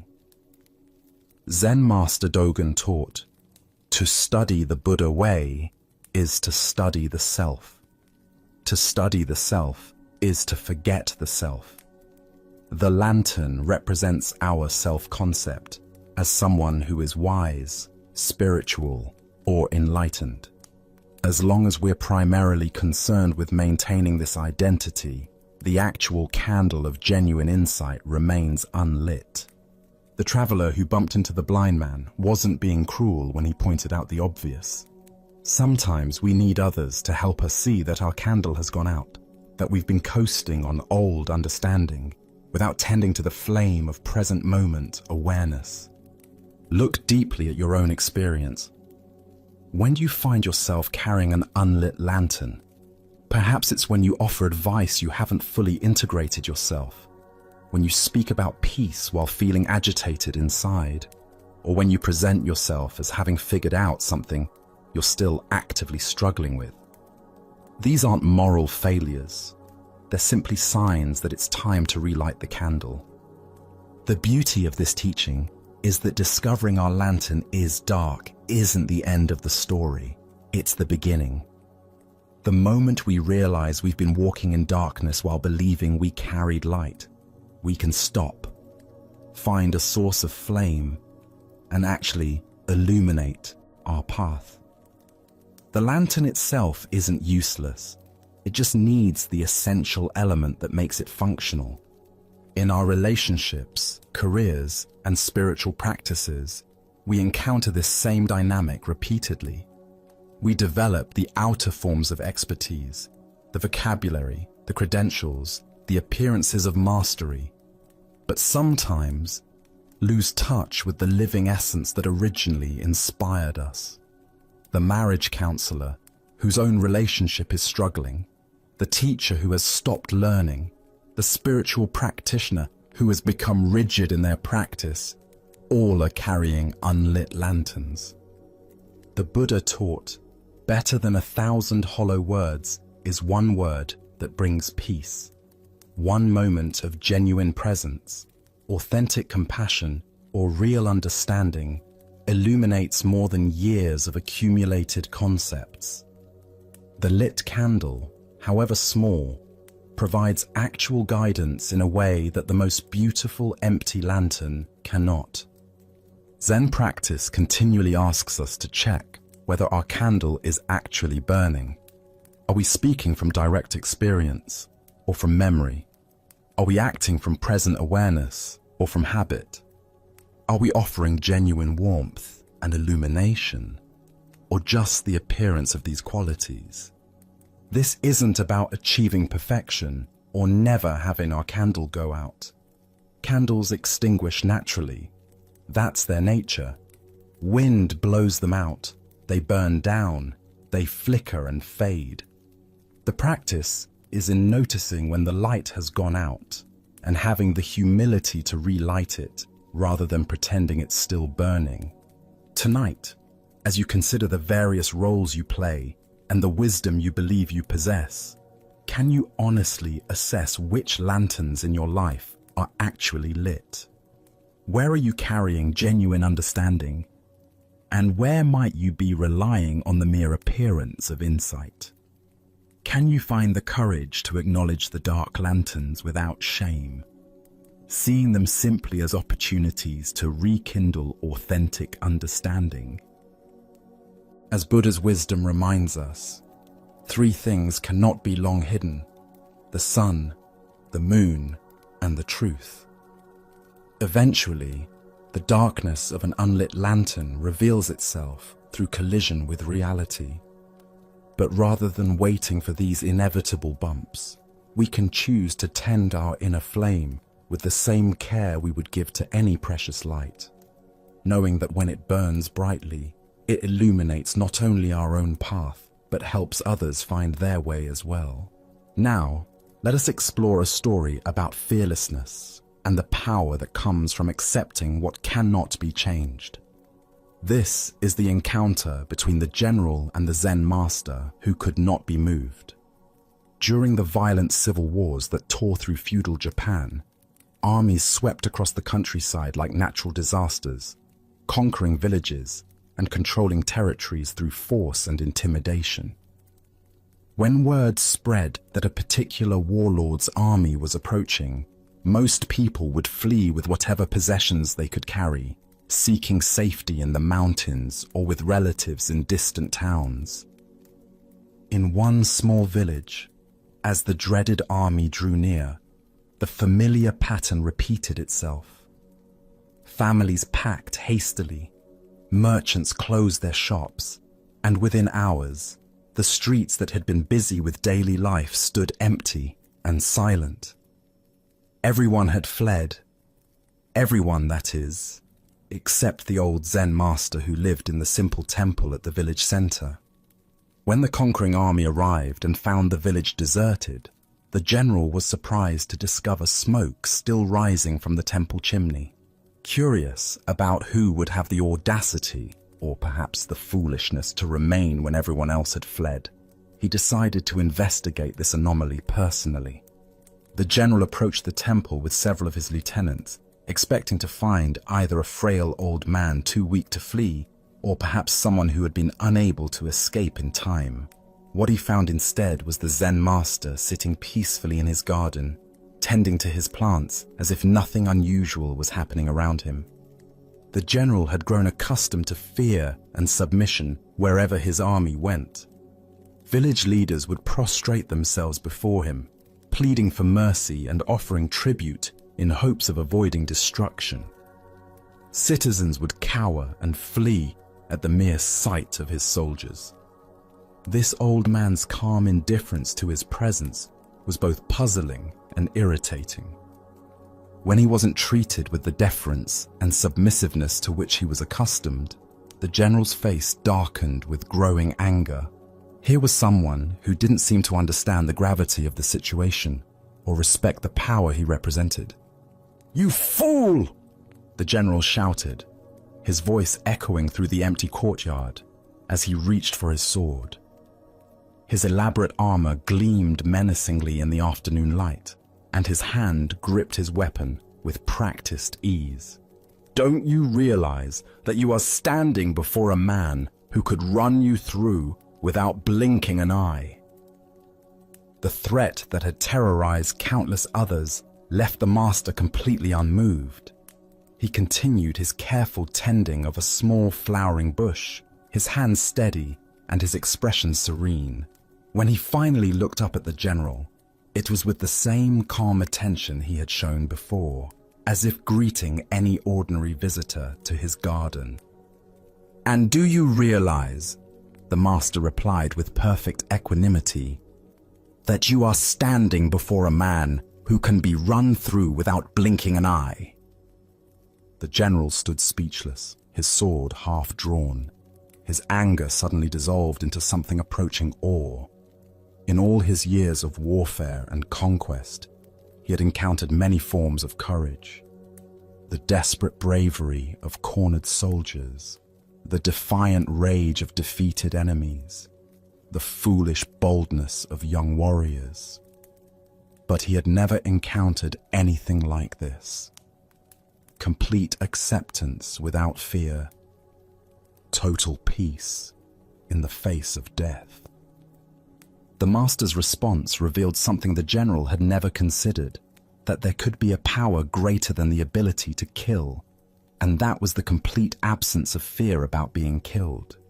Here was someone who had so fully accepted the temporary nature of existence that even the threat of immediate death held no power over him. Slowly, the general returned his sword to its sheath. Without another word, he turned and walked away from the temple, leaving the master to continue his gardening in peace. The village remained untouched by the war, not because of any military strategy or negotiated protection, but because of one man's absolute fearlessness. As the Buddha taught, all conditioned things are impermanent. Strive on with diligence. Here we discover the profound power that emerges when we fully accept this fundamental truth, rather than spending our lives trying to escape it. Why does complete acceptance of mortality create such presence and authority? Zen Buddhism reveals that most of our fear comes not from external threats, but from our desperate clinging to what is inherently temporary. When that clinging dissolves, the threats themselves lose their power to disturb our inner peace.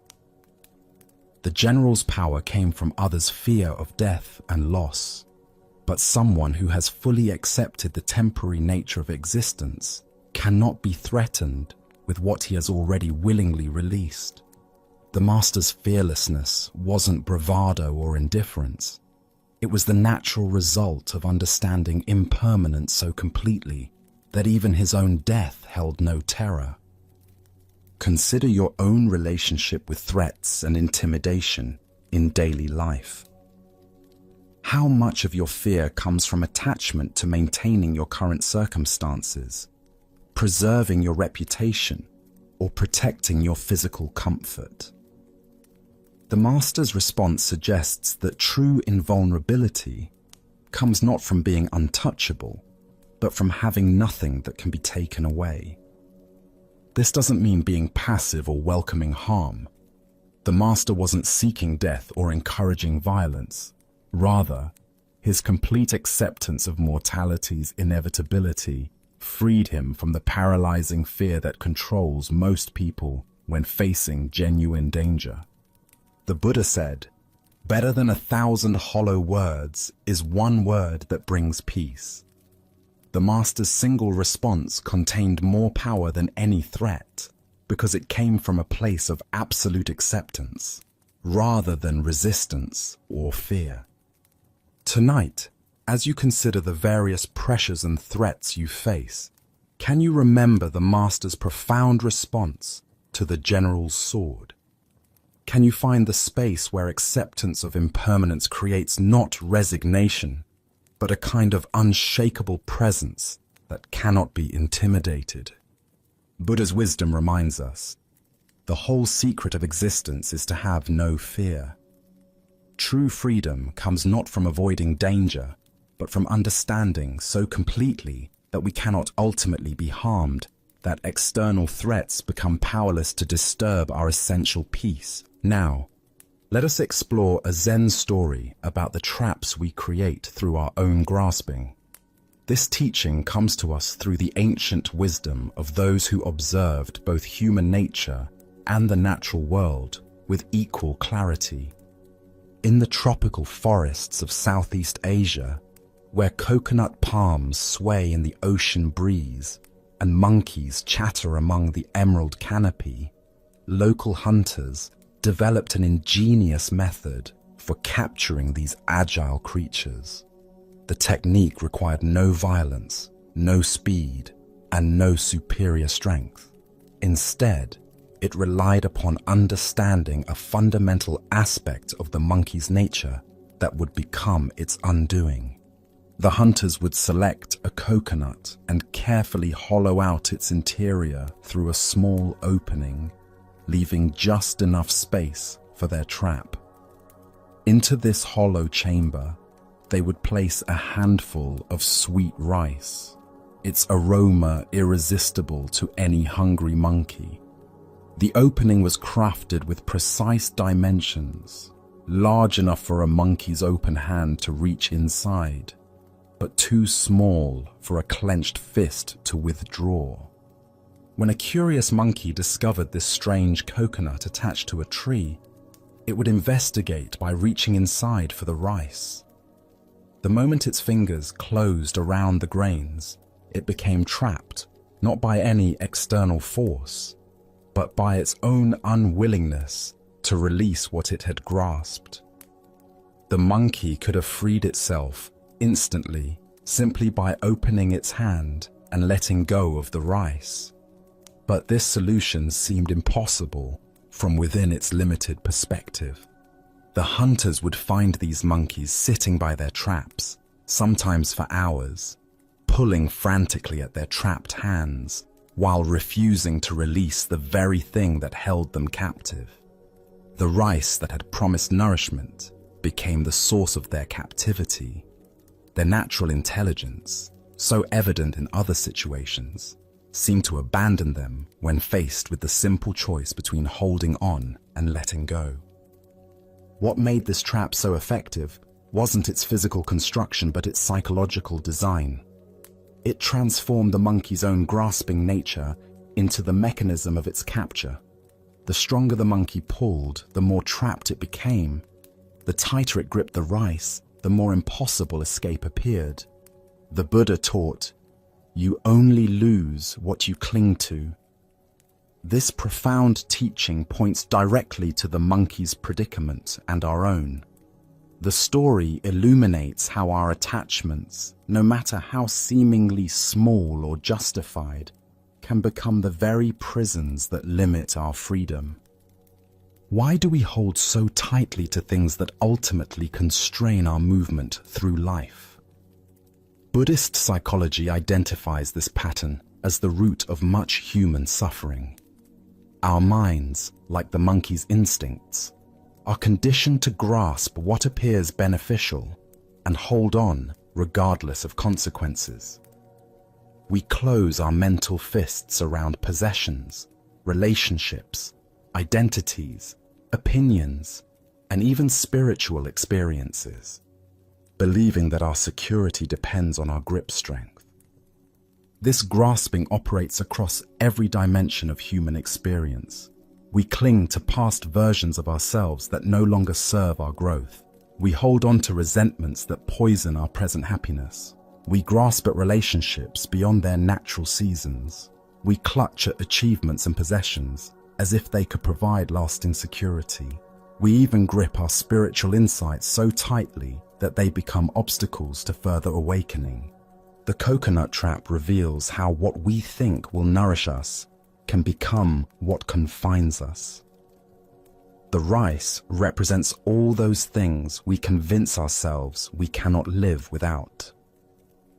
Perhaps it's a particular lifestyle, a specific role or identity, a certain level of comfort, or even an image of how our spiritual journey should unfold. Like the monkey, we often cannot see that our freedom lies in simply opening our hand. Master Huang Po taught, "Nothing is gained by addition, nothing is lost by subtraction." This points to the liberating truth that our essential nature cannot be enhanced by accumulating things or diminished by releasing them. The monkey's true nature isn't improved by possessing rice, yet its conditioning makes release feel like loss rather than relief. Consider the coconut traps in your own life. What are you gripping so tightly that it prevents you from moving freely? Perhaps it's a job that no longer brings joy, but provides familiar security. Maybe it's a grudge that feels justified but weighs down your heart. It could be an image of yourself that once served you but now constrains your evolution. The practice of letting go doesn't mean becoming passive or uncaring. It means holding our preferences lightly, like water cupped in open palms rather than ice gripped in closed fists. When we release our desperate grasp on outcomes, we often discover that what we truly need flows toward us more naturally. Zen teacher Alan Watts observed that we suffer most when we confuse our maps with the territory. Our concepts about life, with life itself. The monkey cannot eat the concept of rice, yet it sacrifices its freedom for the illusion of possession. Similarly, we often sacrifice our peace for mental objects that exist more in our imagination than in reality. Tonight, as you notice the various things your mind tells you that you cannot release, can you experiment with gently opening your hand? Perhaps you'll find that letting go doesn't mean losing what matters, but discovering what freedom feels like. As the Buddha reminded us, in the end, just three things matter: how well we have lived, how well we have loved, how well we have learned to let go. The coconut trap teaches us that sometimes the greatest strength lies in knowing when to open our grasp. Our next story reveals the power of returning to what is real when fear threatens to overwhelm us. This is the tale of the captured warrior. In ancient Japan, during a time of constant warfare between rival clans, a skilled warrior found himself on the losing side of a fierce battle.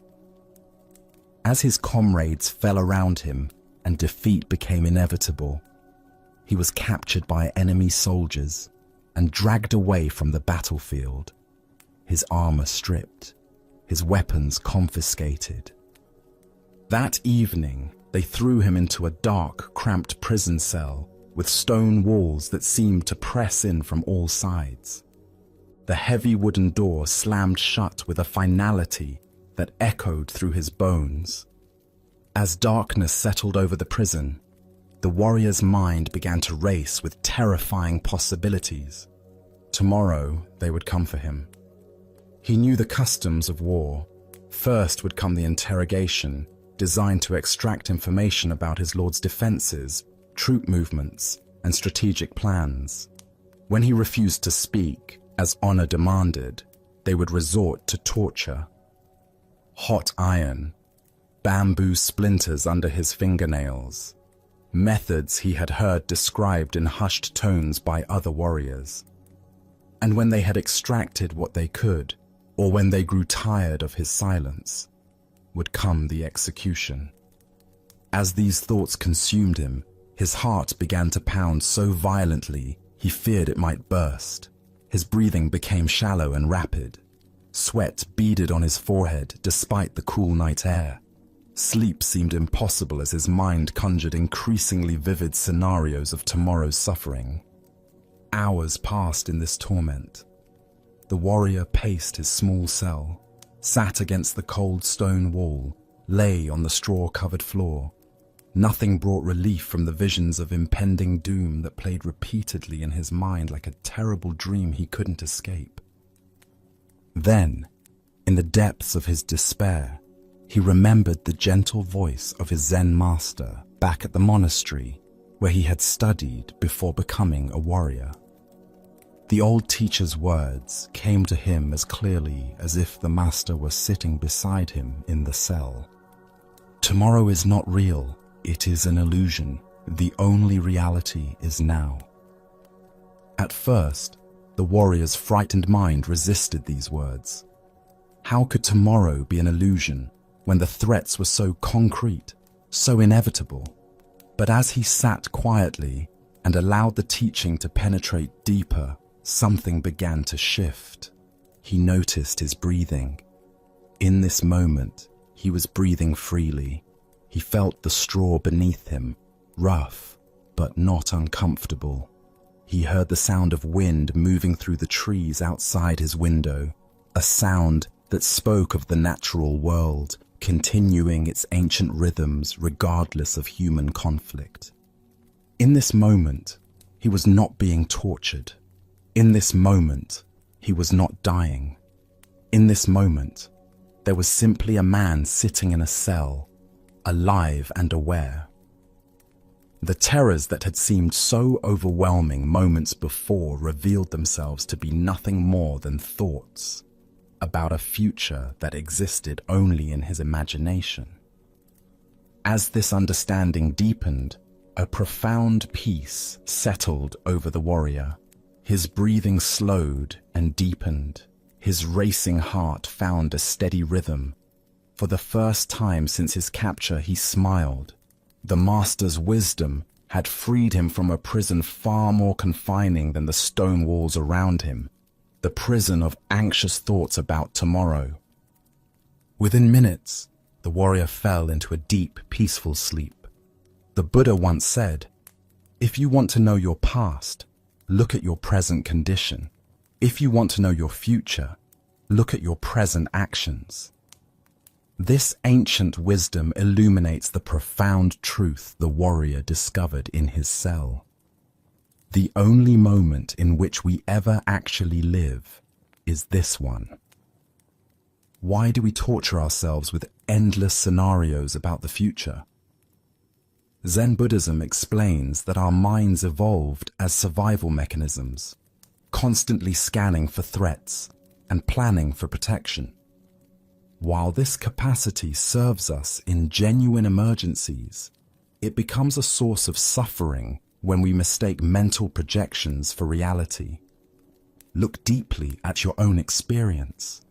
How much of your anxiety stems from vivid imaginings of future scenarios that may never occur?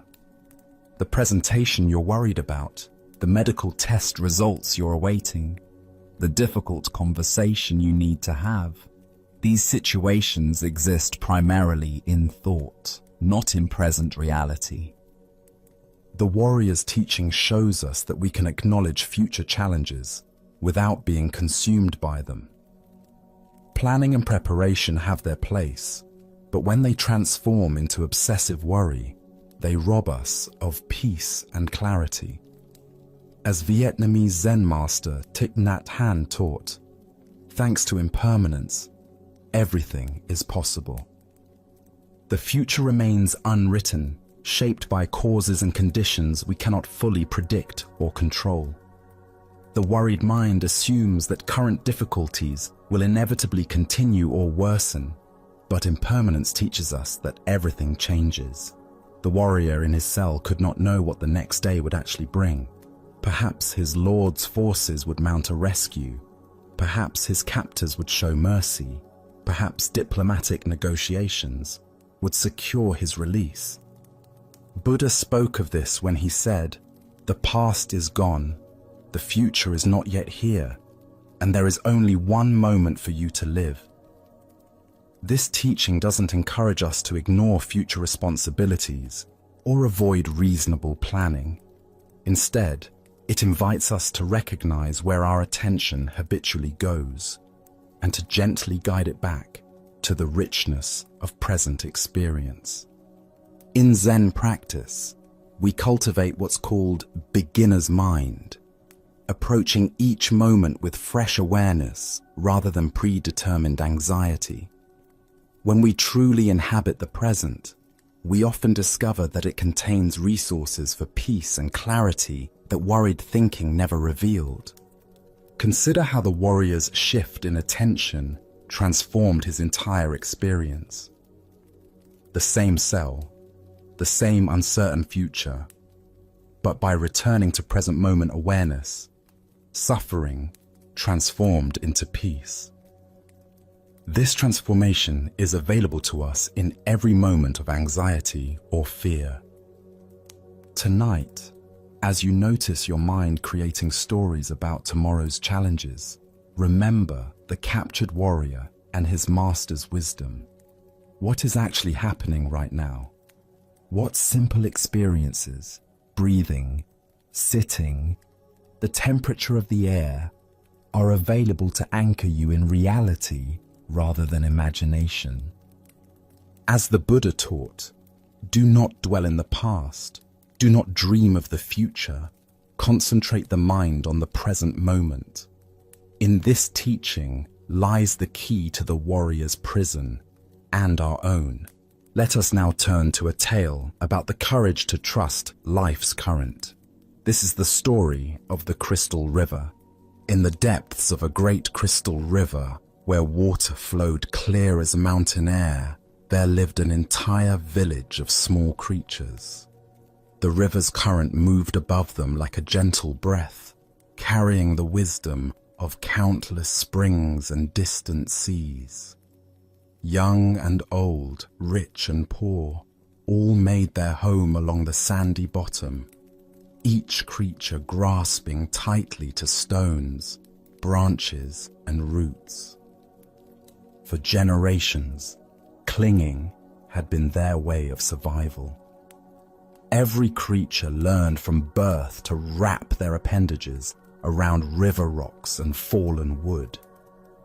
"Hold on," the elders would say. "The current is dangerous.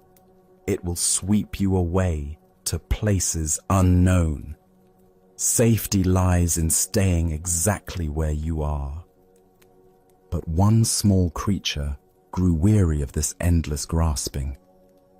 Day after day, he watched the current flow overhead, seeing how it moved with such purpose and grace.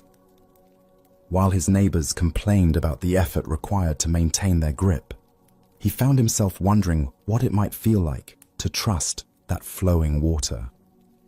"I am tired of clinging," he announced one morning. "Though I cannot see where it leads, I trust that the current knows its destination.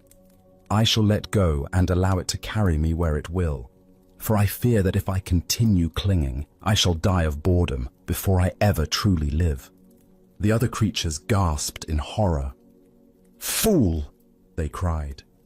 "Let go, and that current will tumble you mercilessly across the rocks below. You will be battered and broken, dying far more quickly than any boredom could kill you." But the small creature had made his decision. Taking one last look at his neighbors, he released his grip on the familiar stone. Immediately, the current seized him, and just as the others had predicted, he was tumbled and tossed across the rocky bottom. His small body struck stone after stone, each impact bringing pain he had never experienced while safely clinging. Yet something remarkable began to happen. As the creature continued to surrender to the current's power, refusing to grab for new anchors despite his pain, the water gradually lifted him higher from the dangerous bottom. The tumbling ceased. The rocks could no longer reach him. Now he flowed with the current itself, no longer fighting its direction, but becoming one with its movement. As he traveled downstream, creatures in distant parts witnessed something they had never seen. Here was one of their own kind, yet he appeared to be flying through the water, moving with the elegant power of the current itself. "See a miracle!" they called out. "A creature like ourselves, yet he soars.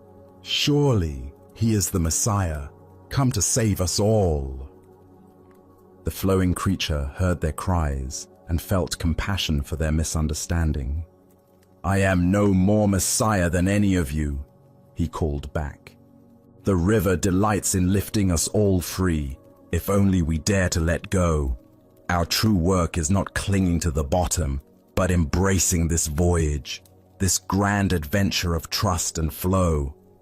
But the creatures only cried louder, "Savior! Savior!" Even as they spoke, they tightened their grips on rocks and roots.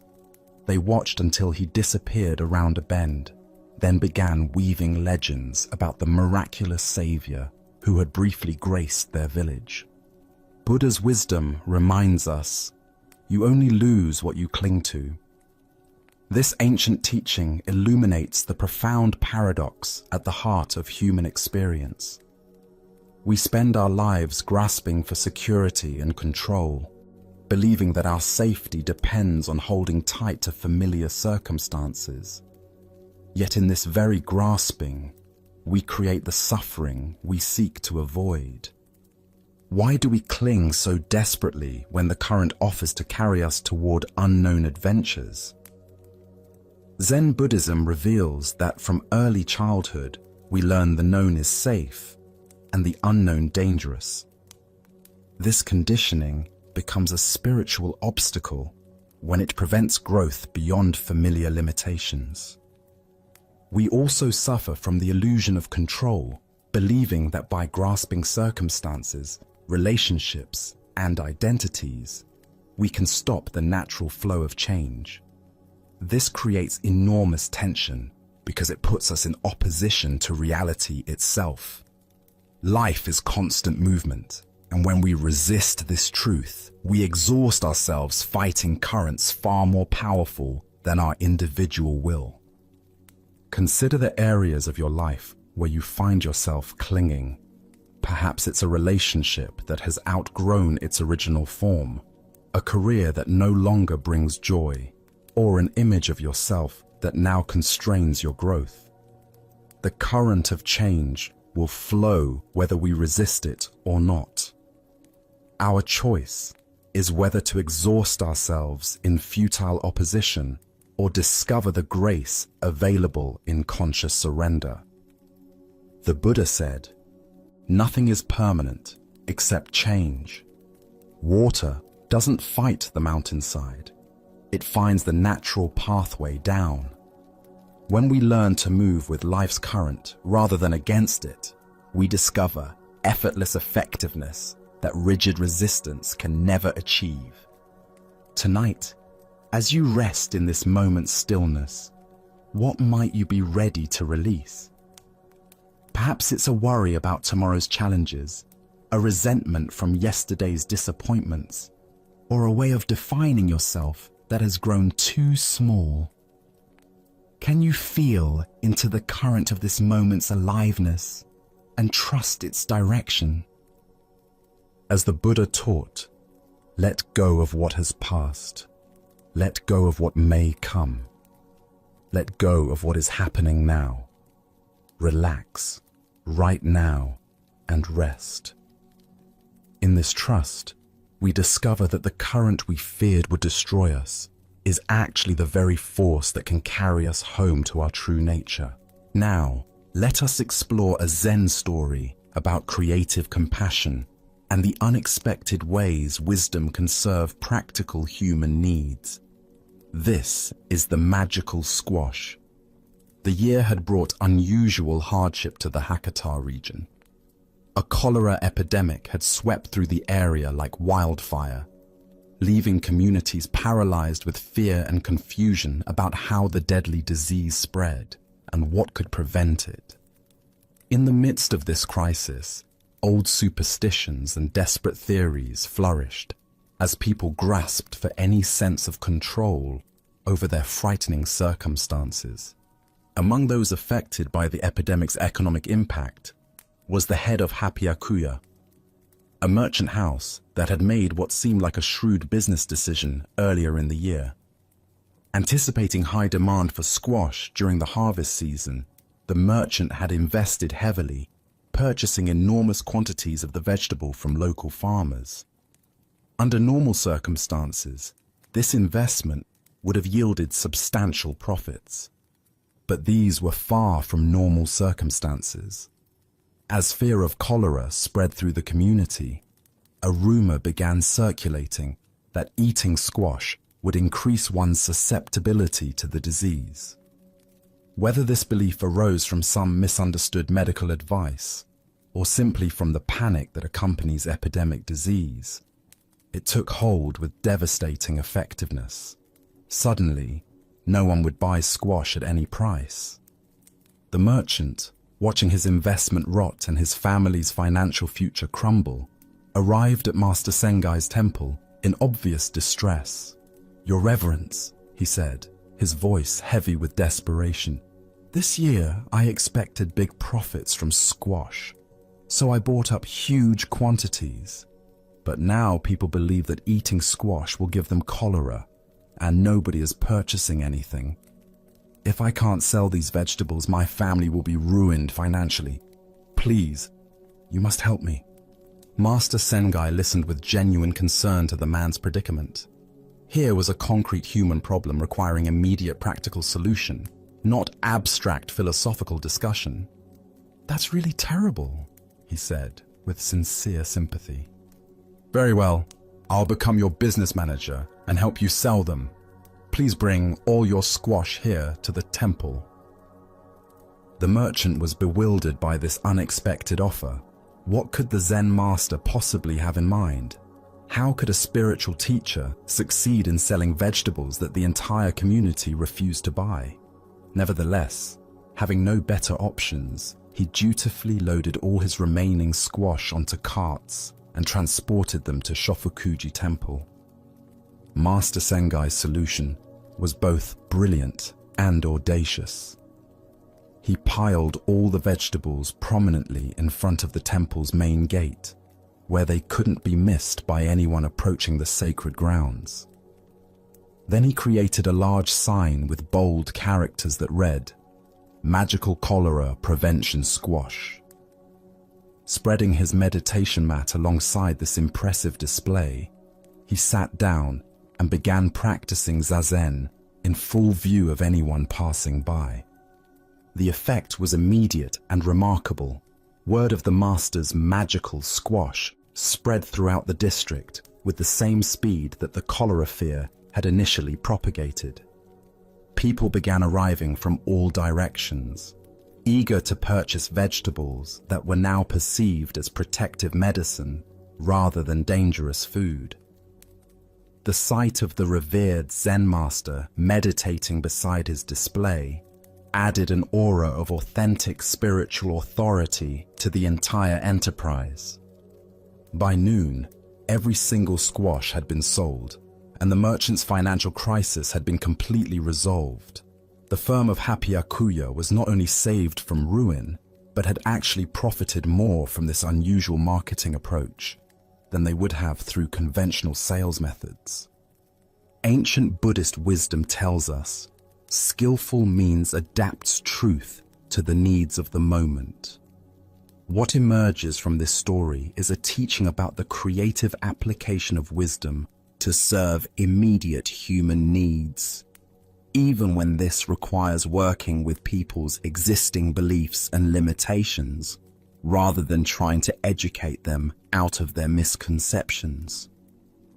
This tale unveils something profound about the nature of compassionate action. Master Sengai could have responded to the merchant's crisis by delivering lectures about the irrationality of superstition, the importance of critical thinking, or the spiritual value of accepting financial loss with equanimity. Instead, he chose to work creatively within the existing situation to produce genuine relief for immediate suffering. The master's willingness to become a business manager reveals an understanding of spiritual practice that extends far beyond formal meditation and philosophical discussion. True wisdom expresses itself through whatever means are most effective for addressing real human problems, even if these means might appear unconventional or even contradictory to conventional spiritual image. Why do we often assume that spiritual people should remain aloof from practical concerns, especially those involving money and business?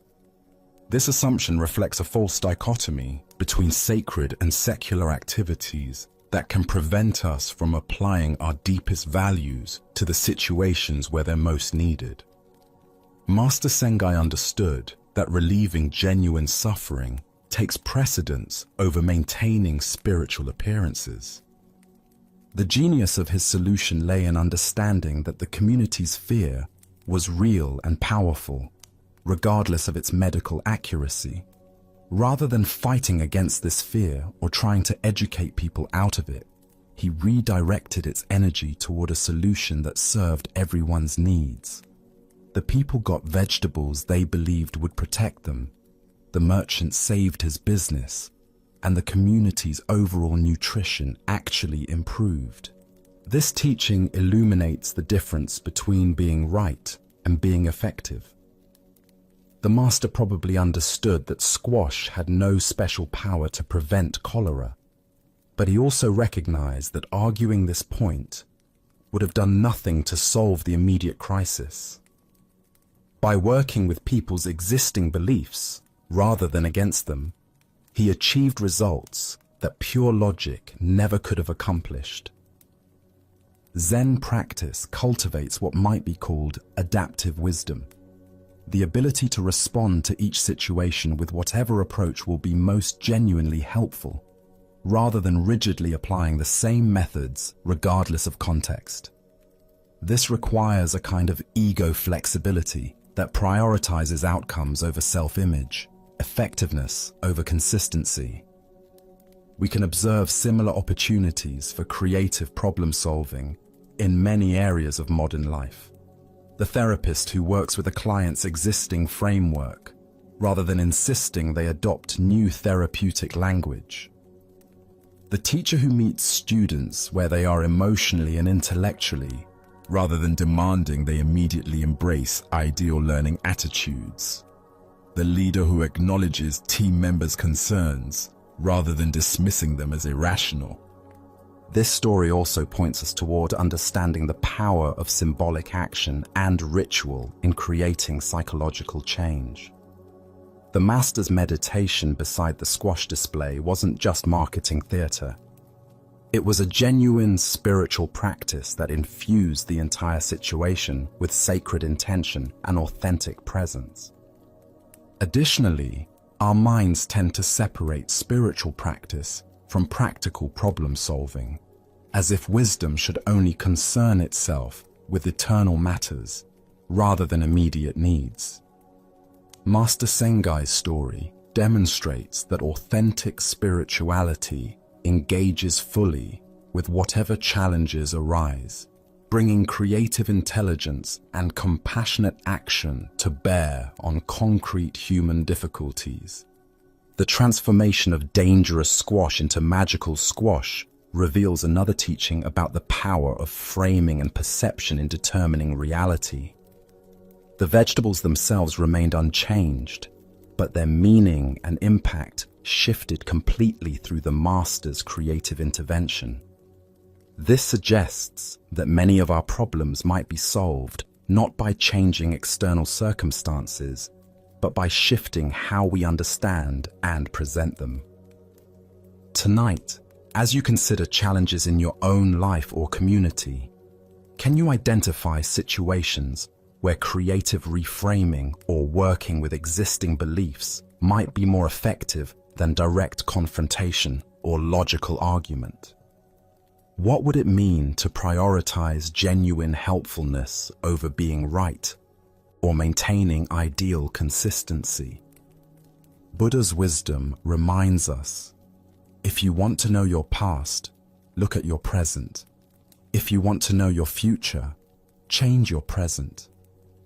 Through skillful, creative action that meets people where they are, rather than where we think they should be, we can transform seemingly impossible situations into opportunities for genuine benefit and mutual flourishing. Let us keep going on our journey through these Zen teachings with a story that takes us back to the very beginning of spiritual seeking, reminding us that the innocent questions of childhood often contain the deepest wisdom. This is the flounder.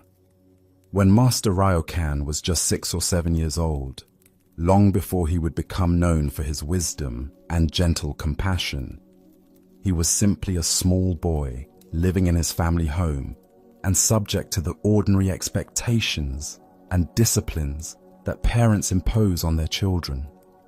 Like all children, he sometimes struggled with the routines and demands of family life, occasionally testing the boundaries of what was acceptable behavior.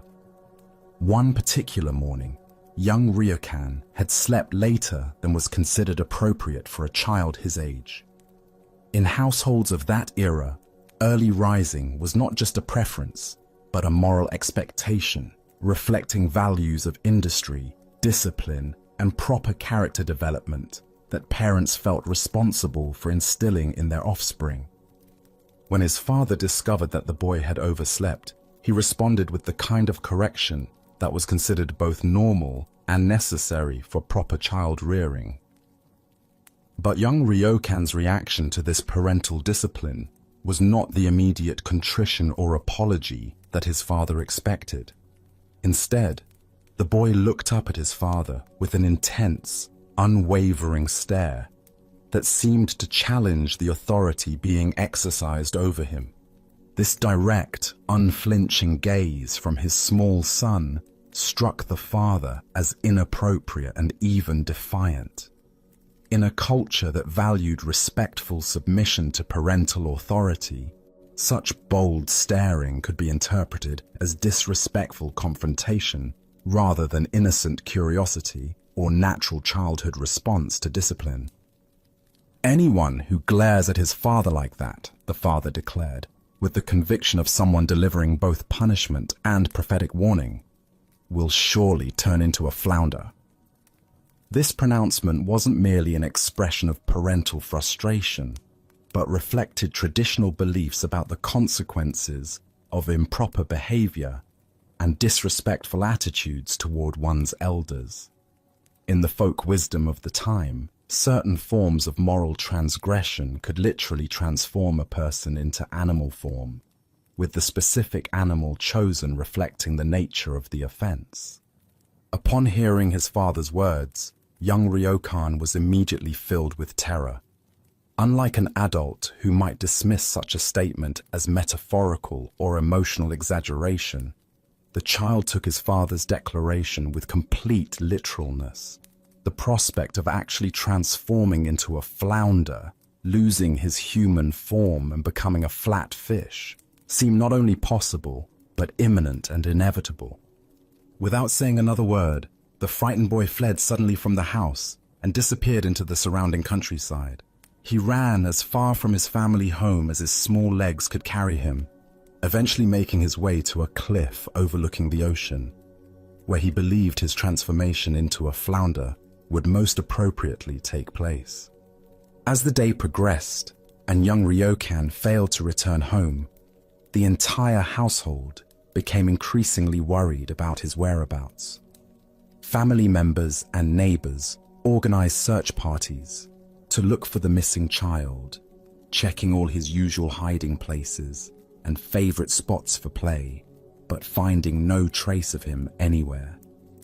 The search continued through the afternoon and into the evening, with growing concern about the boy's safety and welfare. Finally, as darkness began to fall, the searchers discovered young Ryokan sitting alone and dejected on the cliff by the ocean, staring out at the waves that he believed would soon become his natural habitat. "What are you doing here?" the searchers called out to him when they found him in this remote and potentially dangerous location. "Everyone has been looking for you. Why did you run away?" Young Ryokan's response revealed both the innocent literalness of childhood understanding and the profound existential anxiety that can emerge from taking adult pronouncements about moral consequences at face value. Looking up at his rescuers with genuine puzzlement and disappointment, he asked the question that had been troubling him throughout his long vigil by the ocean. "Haven't I turned into a flounder yet?" Ancient Buddhist wisdom tells us, in the beginner's mind there are many possibilities, but in the expert's mind there are few. The heart of this lesson lies in understanding how the fresh, unfiltered perception of childhood can reveal profound truths about the nature of identity, transformation, and the power of belief that adult sophistication often obscures. This story unveils something beautiful and profound about the innocent directness with which children approach existential questions that adults typically avoid through layers of conceptual sophistication and psychological defense. Young Ryokan's literal interpretation of his father's warning led him directly into confrontation with fundamental questions about identity, punishment, transformation, and the nature of the self that lie at the heart of all spiritual inquiry. His question, "Haven't I turned into a flounder yet?" contains more genuine philosophical depth than many elaborate theological discussions. In his childish literalness, He was actually grappling with profound questions about the nature of identity and change that would later become central to his mature spiritual understanding. The boy's willingness to wait patiently for his expected transformation demonstrates the kind of complete acceptance and surrender that adult spiritual practitioners often struggle to achieve through years of meditation and study. He didn't resist or deny the possibility of becoming a flounder. He simply went to what seemed like the appropriate place and waited for it to happen. Why do we typically dismiss childhood questions about identity and transformation as naive, rather than recognizing them as profound spiritual inquiry?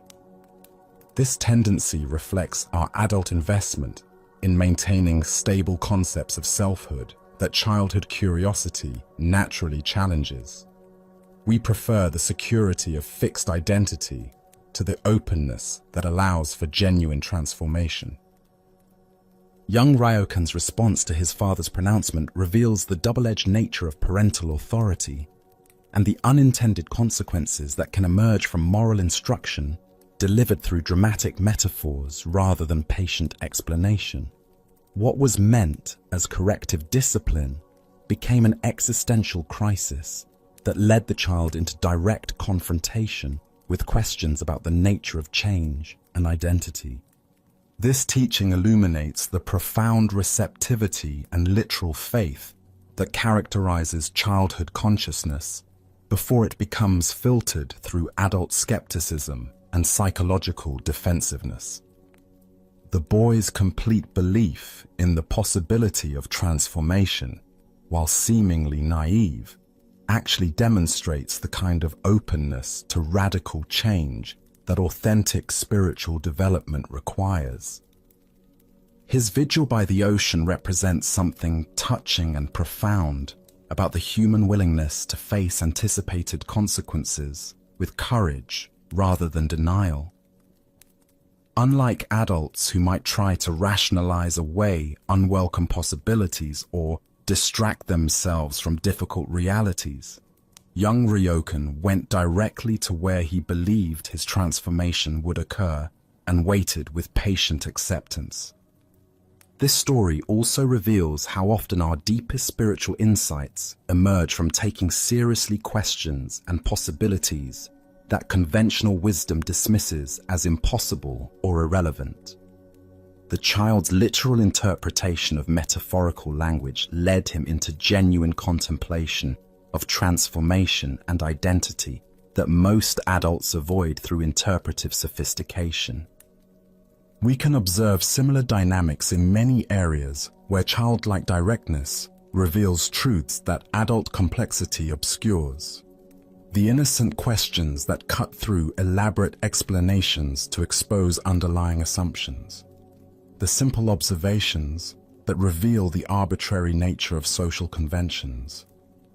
The natural curiosity about existence that isn't yet constrained by concepts of what's reasonable to wonder about. Zen practice cultivates what might be called mature innocence, the ability to approach profound questions with the same fresh directness that young Ryokan brought to his father's pronouncement, while integrating adult understanding and discernment. This involves recovering the capacity for wonder and literal engagement with possibilities that sophisticated thinking often dismisses. The image of the small boy sitting alone by the ocean, waiting patiently to become a flounder, captures something essential about the spiritual journey itself. The willingness to go to the edge of our known world and wait there with openness for whatever transformation life might bring, even if that transformation challenges everything we think we know about who we are. Additionally, our minds tend to assume that spiritual maturity involves moving beyond the simple questions of childhood toward more complex and sophisticated understanding. But this story suggests that the deepest wisdom often involves returning to childhood's direct engagement with existential mysteries, informed by adult experience but not constrained by adult assumptions about what's possible. The story points us toward understanding that authentic transformation often requires the kind of radical openness to change that young Ryokan demonstrated, the willingness to wait patiently at the edge of the unknown, ready to become whatever life requires us to become, even if it challenges our most basic assumptions about our own nature. Tonight, as you consider your own relationship to transformation and change, can you recover some of young Ryokan's innocent willingness to take seriously the possibility of profound alteration in your own nature? What would it mean to approach spiritual development with childlike openness to becoming something completely different from what you currently imagine yourself to be? The Buddha taught, in the end, just three things matter: how well we have lived, how well we have loved, how well we have learned to let go. Through maintaining childlike openness to transformation, while developing adult wisdom and compassion, we discover that the deepest spiritual insights often emerge from the simplest questions about who we are and what we might become. The boy who wondered if he had turned into a flounder was already engaging with the fundamental koan of identity that would guide his entire spiritual journey. The recognition that what we are is far more fluid and mysterious than we typically imagine. Let us now explore a story about choice, responsibility, and the power we hold in every moment. This is the tale of the young man and the bird. A clever young student had grown tired of his teacher's seemingly wise responses to every question. He was convinced that the old master simply spoke in riddles to appear profound, and he decided to devise a test that would expose what he believed was mere pretense. After thinking for several days, he conceived what he thought was the perfect trap. One morning, the young man caught a small sparrow in the garden. The tiny bird trembled in his cupped hands, its heart beating rapidly against his palms. He held it carefully behind his back as he approached his teacher, who was sitting peacefully in the morning sunlight, reading ancient texts. "Master," the student called out with barely concealed excitement, "I have a question that will test your legendary wisdom." The old teacher looked up from his reading with patient, gentle eyes. He had seen this look of mischievous confidence in many students over the years, and he understood the young man's need to challenge authority as part of his own growth and learning. "Please," the teacher said simply, "ask your question." The student stepped closer, keeping the bird hidden behind his back. "Master, I hold a small bird in my hands. Using your great wisdom, tell me, is this bird alive or dead?" The young man felt incredibly clever. He had created what he believed was an impossible situation for his teacher. If the master answered alive, he would quickly snap the bird's neck and reveal the dead creature, proving the teacher wrong. If the master answered dead, he would simply open his hands and let the living bird fly away, again proving the teacher's lack of true insight. Either way, the student was certain he would expose his teacher's supposed wisdom as nothing more than lucky guessing and philosophical double-talk. He waited eagerly for the response that would give him the satisfaction of finally outsmarting the old man. The teacher sat quietly for a long moment, not trying to peer behind the student's back or gather more information. His eyes seemed to look not at the student, but through him, as if perceiving something far deeper than the simple trick being attempted. Finally, with a gentle smile that held both compassion and understanding, the master spoke. "The answer, my young friend, is in your hands." The student stood frozen, his mouth hanging open slightly. In 3 simple words, His elaborate trap had been completely dismantled. The teacher hadn't fallen for either option of the false dilemma. Instead, he had pointed to something far more profound: the fundamental truth that the student himself held the power to determine the outcome. The young man looked down at his hands, still cupped behind his back, feeling the tiny bird's rapid heartbeat against his palms. He realized with startling clarity that the master was right. The bird's fate had never depended on the teacher's answer or supposed wisdom. It had always been entirely in the student's control. More than that, he began to understand that this was true about far more than just this moment. The power to choose life or death, creation or destruction, compassion or cruelty, all of it was always in his hands, in every situation, every day. Slowly, the young man brought his hands forward and opened them.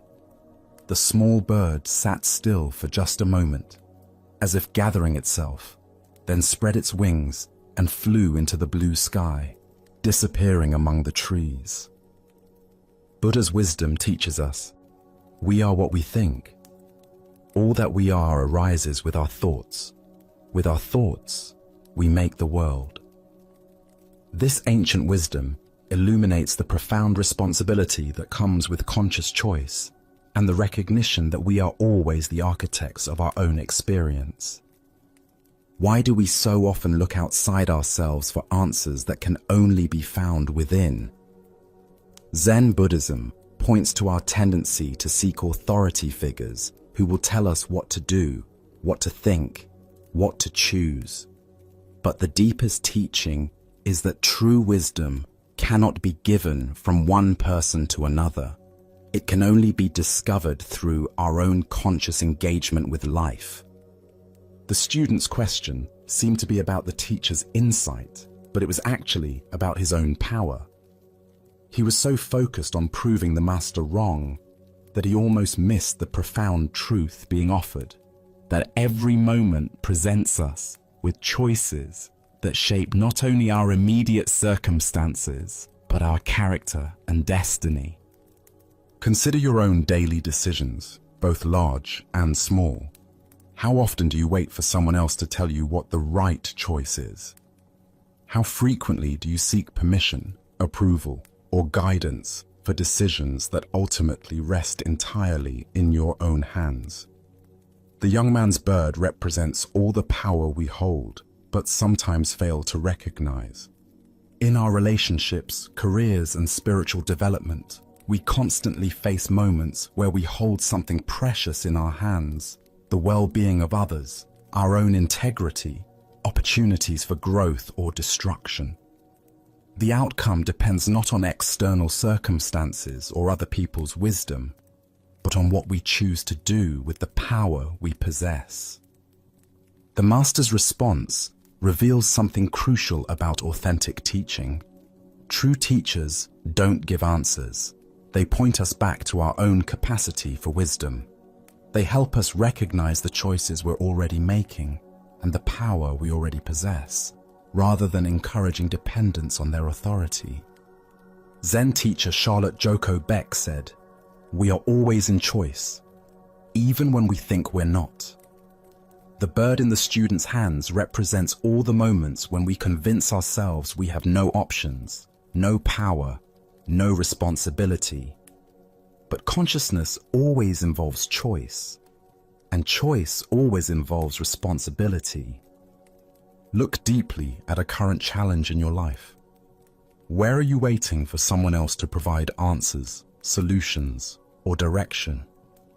What would change if you fully recognize that the power to shape the outcome is already in your hands? This doesn't mean you have control over all external circumstances, but you always have choice about how you respond. The Buddha taught, the mind is everything. What you think, you become. Every thought, every intention, every action is like the student's choice with the bird, an opportunity to create life or death, beauty or suffering, wisdom, or ignorance? The answer is always in our hands. Tonight, as you consider the various situations in your life where you seek guidance or feel powerless, can you sense the truth the Master was pointing to? Can you feel the weight of the choices you carry every day, not as a burden, but as the fundamental dignity of conscious existence? As the Buddha observed, no one saves us but ourselves. No one can and no one may. We ourselves must walk the path. The bird flies free, not because of the teacher's wisdom, but because of the student's choice. In recognizing our own power to choose life over death, compassion over cruelty, truth over deception, we discover that the answer to every important question has always been in our hands. Now, let us explore a story about the paradoxical nature of spiritual seeing and the limits of conceptual understanding. This is the teaching of 3 strikes and deeper vision. In the mountain monastery, where the 6th patriarch Hui Neng taught, students came from across China to study with the master, whose realization was said to surpass all others of his time. Among these seekers was a brilliant young monk named Shen Hui, known for his sharp intellect and probing questions. Unlike many students who approached the patriarch with humble requests for basic instruction, Shen Hui often challenged the master with sophisticated philosophical inquiries. One afternoon, as golden sunlight streamed through the monastery windows and the air carried the peaceful sounds of monks going about their daily practice, Shen Hui found the 6th patriarch sitting quietly in the main hall. The master's posture was perfectly still, his breathing soft and natural, his expression serene yet alert, the embodiment of meditation in action. Seeing an opportunity to test his understanding against the master's realization, Shen Hui approached with a question that had been forming in his mind during his own meditation practice. The nature of perception during spiritual practice had become a source of great curiosity and confusion for him. "Hi, Master," Shen Hui said, bowing respectfully but speaking with the confidence of someone who believed his question particularly insightful. "When you sit in meditation, do you see or not?"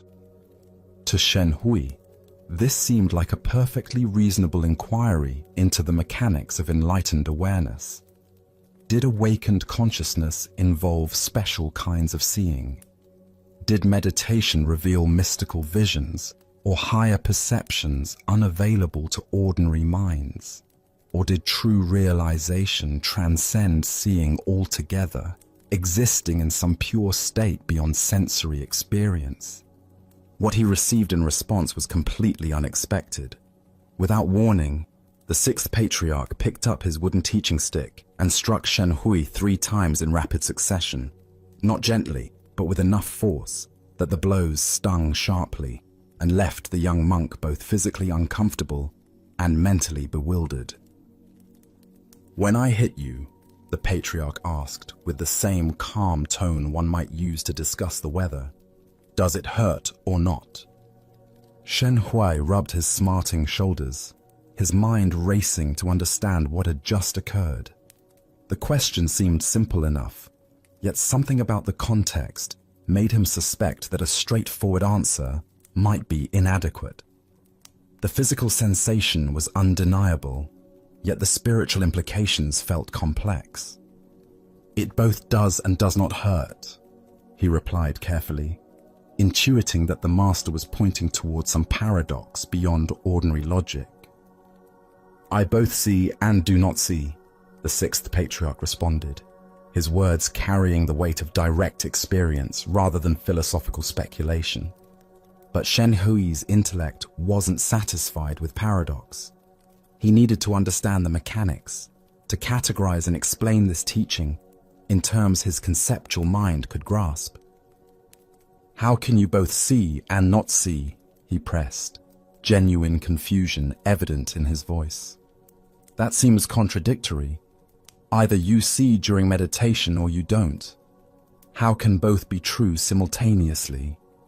The patriarch's response came with the patience of someone who had spent decades helping students move beyond the limitations of dualistic thinking. "What I see," he explained with gentle clarity, "are the waverings and wanderings of my own mind. What I do not see is the right and wrong and good and bad of other people. This is my seeing and not seeing." With these words, the entire teaching crystallized. The master wasn't speaking about mystical visions or transcendent states, but about the fundamental shift in perception that accompanies genuine spiritual maturity.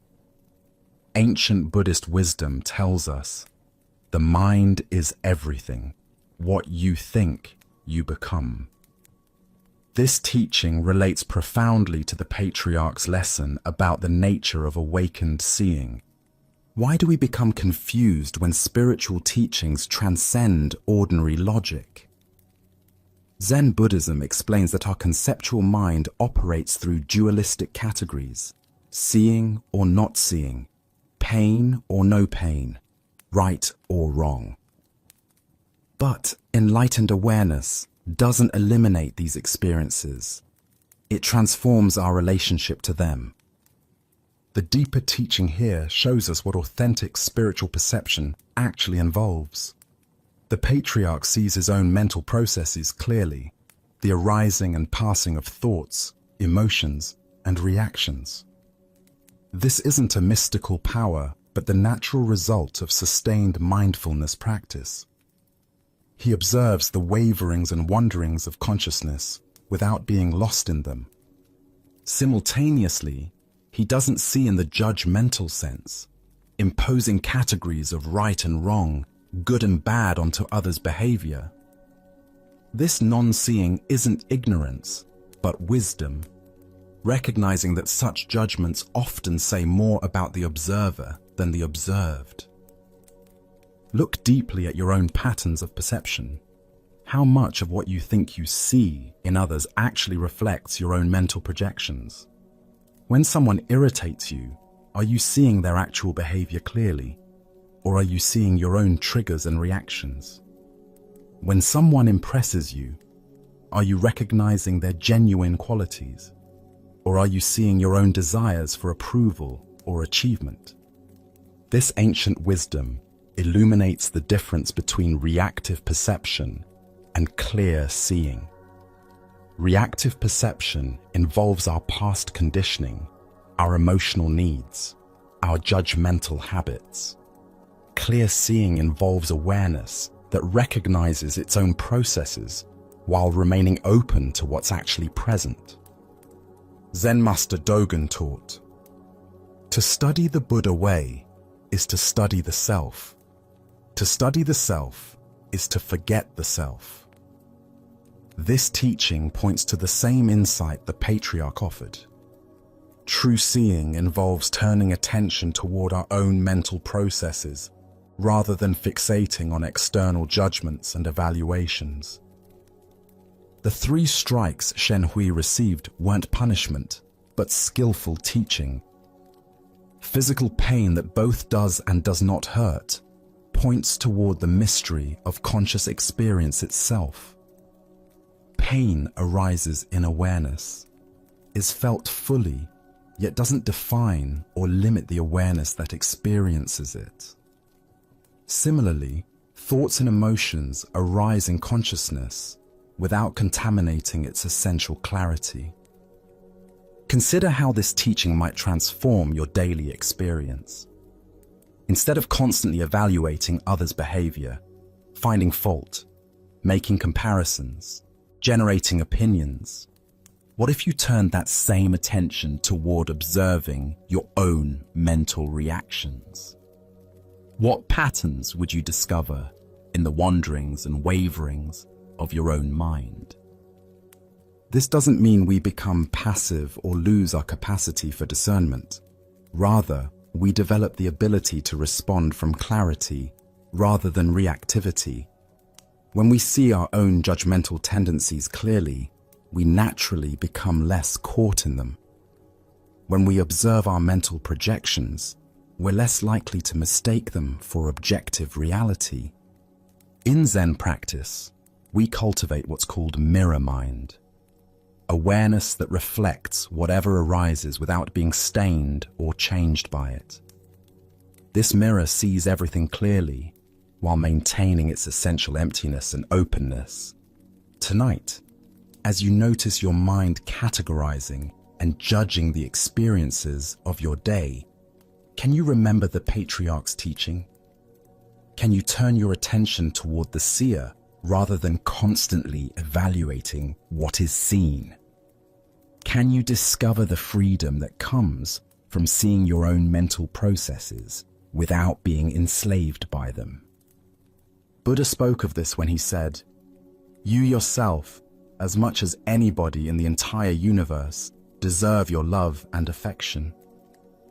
By learning to see our own mental patterns with compassion rather than judgment, we develop the clarity to see others with equal kindness and understanding. Let us now turn to a tale about the thin boundary between heaven and hell within our own hearts. This is the story of the samurai and the gates. In feudal Japan, a battle-hardened warrior named Nobushige sought out the renowned Zen master Hakuin. The samurai's armor bore the scars of countless conflicts, and his eyes carried the weight of a man who had seen too much violence. He approached the master's simple dwelling with a question that had been burning in his mind since his last campaign. "Master Hakuin," Nobushige said, bowing stiffly in his heavy armor, "I have spent my life fighting for my lord, facing death countless times. Tell me truthfully, is there really a paradise and a hell awaiting us after death?" Hakuin looked up from his tea, studying the warrior with penetrating eyes. "Who are you to ask such a question?" he inquired calmly. "I am a samurai," Nobushige replied with pride, straightening his shoulders. "I serve my lord with honor and have never retreated from battle." Hakuin's expression suddenly shifted to one of disdain. "You, a soldier!" he exclaimed with a dismissive laugh. "What kind of ruler would have you as his guard? Look at yourself. Your face looks like that of a common beggar, weathered and crude. How could someone so lowly claim to be a protector of nobility?" The words struck Nobushige like physical blows. His face flushed red with anger, and his hand instinctively moved to the hilt of his sword. The insult to his honor was unbearable. "So, you have a sword," Hakuin continued, his voice dripping with mockery. "Your weapon is probably much too dull to cut off my head. I doubt you could slice through a rice paper screen, let alone defend anyone of importance." Unable to contain his rage any longer, Nobushige began to draw his sword, the steel singing as it emerged from its scabbard. His entire body trembled with fury. His vision narrowed to focus solely on this insolent monk who dared to question his honor. At that precise moment, as the blade caught the afternoon light, Hakuin spoke with sudden clarity. "Here, open the gates of hell!" The words pierced through Nobushige's rage like an arrow finding its target. In that instant, he saw himself clearly, consumed by anger, ready to kill over wounded pride, his mind clouded by fury. He understood that hell was not some distant realm, but the very state he inhabited in that moment. The samurai's hand froze on his sword as recognition dawned across his features. Slowly, with great reverence, Nobushige sheathed his sword, and bowed deeply before the master, his anger transformed into profound gratitude. "Here open the gates of paradise," Hakuin said gently, his voice now filled with compassion. Buddha's wisdom reminds us, hatred does not cease by hatred, but only by love. This is the eternal rule. What emerges from this story is a startling revelation about the geography of our inner world. Heaven and hell are not distant destinations, but present moment experiences we create through the quality of our consciousness. Why do we so easily find ourselves at the gates of hell? Zen Buddhism points to the three poisons that cloud our minds: greed, hatred, and delusion. When Nobushiga's pride was wounded, hatred arose instantly, transforming a peaceful afternoon into a realm of suffering. His entire reality shifted from curiosity about the afterlife to murderous rage in mere moments. The deeper teaching here shows us that we carry within ourselves the capacity for both states. Paradise and hell are not places we go to after death. They are experiences we inhabit while living. Each moment offers us the choice between the hell of reactivity and the paradise of awareness. Consider how often throughout your day similar transformations occur. A critical email arrives, and suddenly your peaceful morning becomes a realm of anxiety and resentment. Someone cuts you off in traffic, and the spaciousness of your drive contracts into a tight knot of irritation. A thoughtless comment from a colleague, and your contentment dissolves into hurt feelings and defensive thoughts. In Zen practice, we cultivate the capacity to recognize these moments of transition. Like Nobushige drawing his sword, we learn to catch ourselves at the very moment we're about to enter hell through our reactions. This recognition itself becomes the key that opens the gates of paradise. Zen master Huangpo taught, "The foolish reject what they see, not what they think. The wise reject what they think, not what they see." When we're caught in reactivity, we're rejecting the present moment, the master's teaching, the opportunity for awakening in favor of our thoughts about how things should be. The Buddha said, "Better than 1,000 hollow words is one word that brings peace." Hakuin's apparent insults were not cruelty but compassion in disguise. By provoking Nobushige's anger so skillfully, he showed the warrior exactly what he needed to see. That hell is a state of mind we enter through our own choices. This teaching invites us to examine our own triggers. What words or situations instantly transport us to hell? Perhaps it's feeling unappreciated at work, being misunderstood by family, or facing unexpected challenges. Each of these experiences offers the same choice Nobushige faced. Will we draw our sword or recognize the teaching? Tonight, as you notice irritation arising in response to some frustration, can you remember Hakuin's lesson? Can you recognize the moment when you're about to enter hell through your reactions and instead choose the paradise of awareness? As the Buddha taught, what we think, we become. In each moment, we are either opening the gates of hell through unconscious reactivity or opening the gates of paradise through mindful presence. As our time together gently draws to an end, notice the quiet transformation that settled in while you listened. The calm and clarity you touched tonight are not distant treasures. They're a natural part of your own awareness, waiting patiently beneath the surface of ordinary life. The Buddha once said, "Just as a candle cannot burn without fire, people cannot live without a spiritual life." What you've discovered this evening is that peace doesn't depend on fixing every worry or arranging perfect conditions. Instead, it comes alive in those simple moments when you let go breathe fully, and meet the present with open eyes. Each story tonight was passed down to remind us. Ease follows when we loosen our grip on anxious thoughts, and relief arrives when we stop chasing after or fighting against every feeling. In the quiet that followed each tale, maybe you noticed a softening, an untying of knots, a gentler rhythm to your breath. Even if your mind wandered or your worries tried to return, the wisdom you've heard is quietly settling in, like rain nourishing the roots of a vast tree. Now, as you get ready to rest, consider that what you've learned isn't a distant promise, but a practical way of being. These teachings point us home to the present, to a steady heart and a mind at ease. In these silent moments before sleep, notice the difference. How your thoughts move more slowly, how your body feels heavier, how even challenges seem easier to face with a calm mind.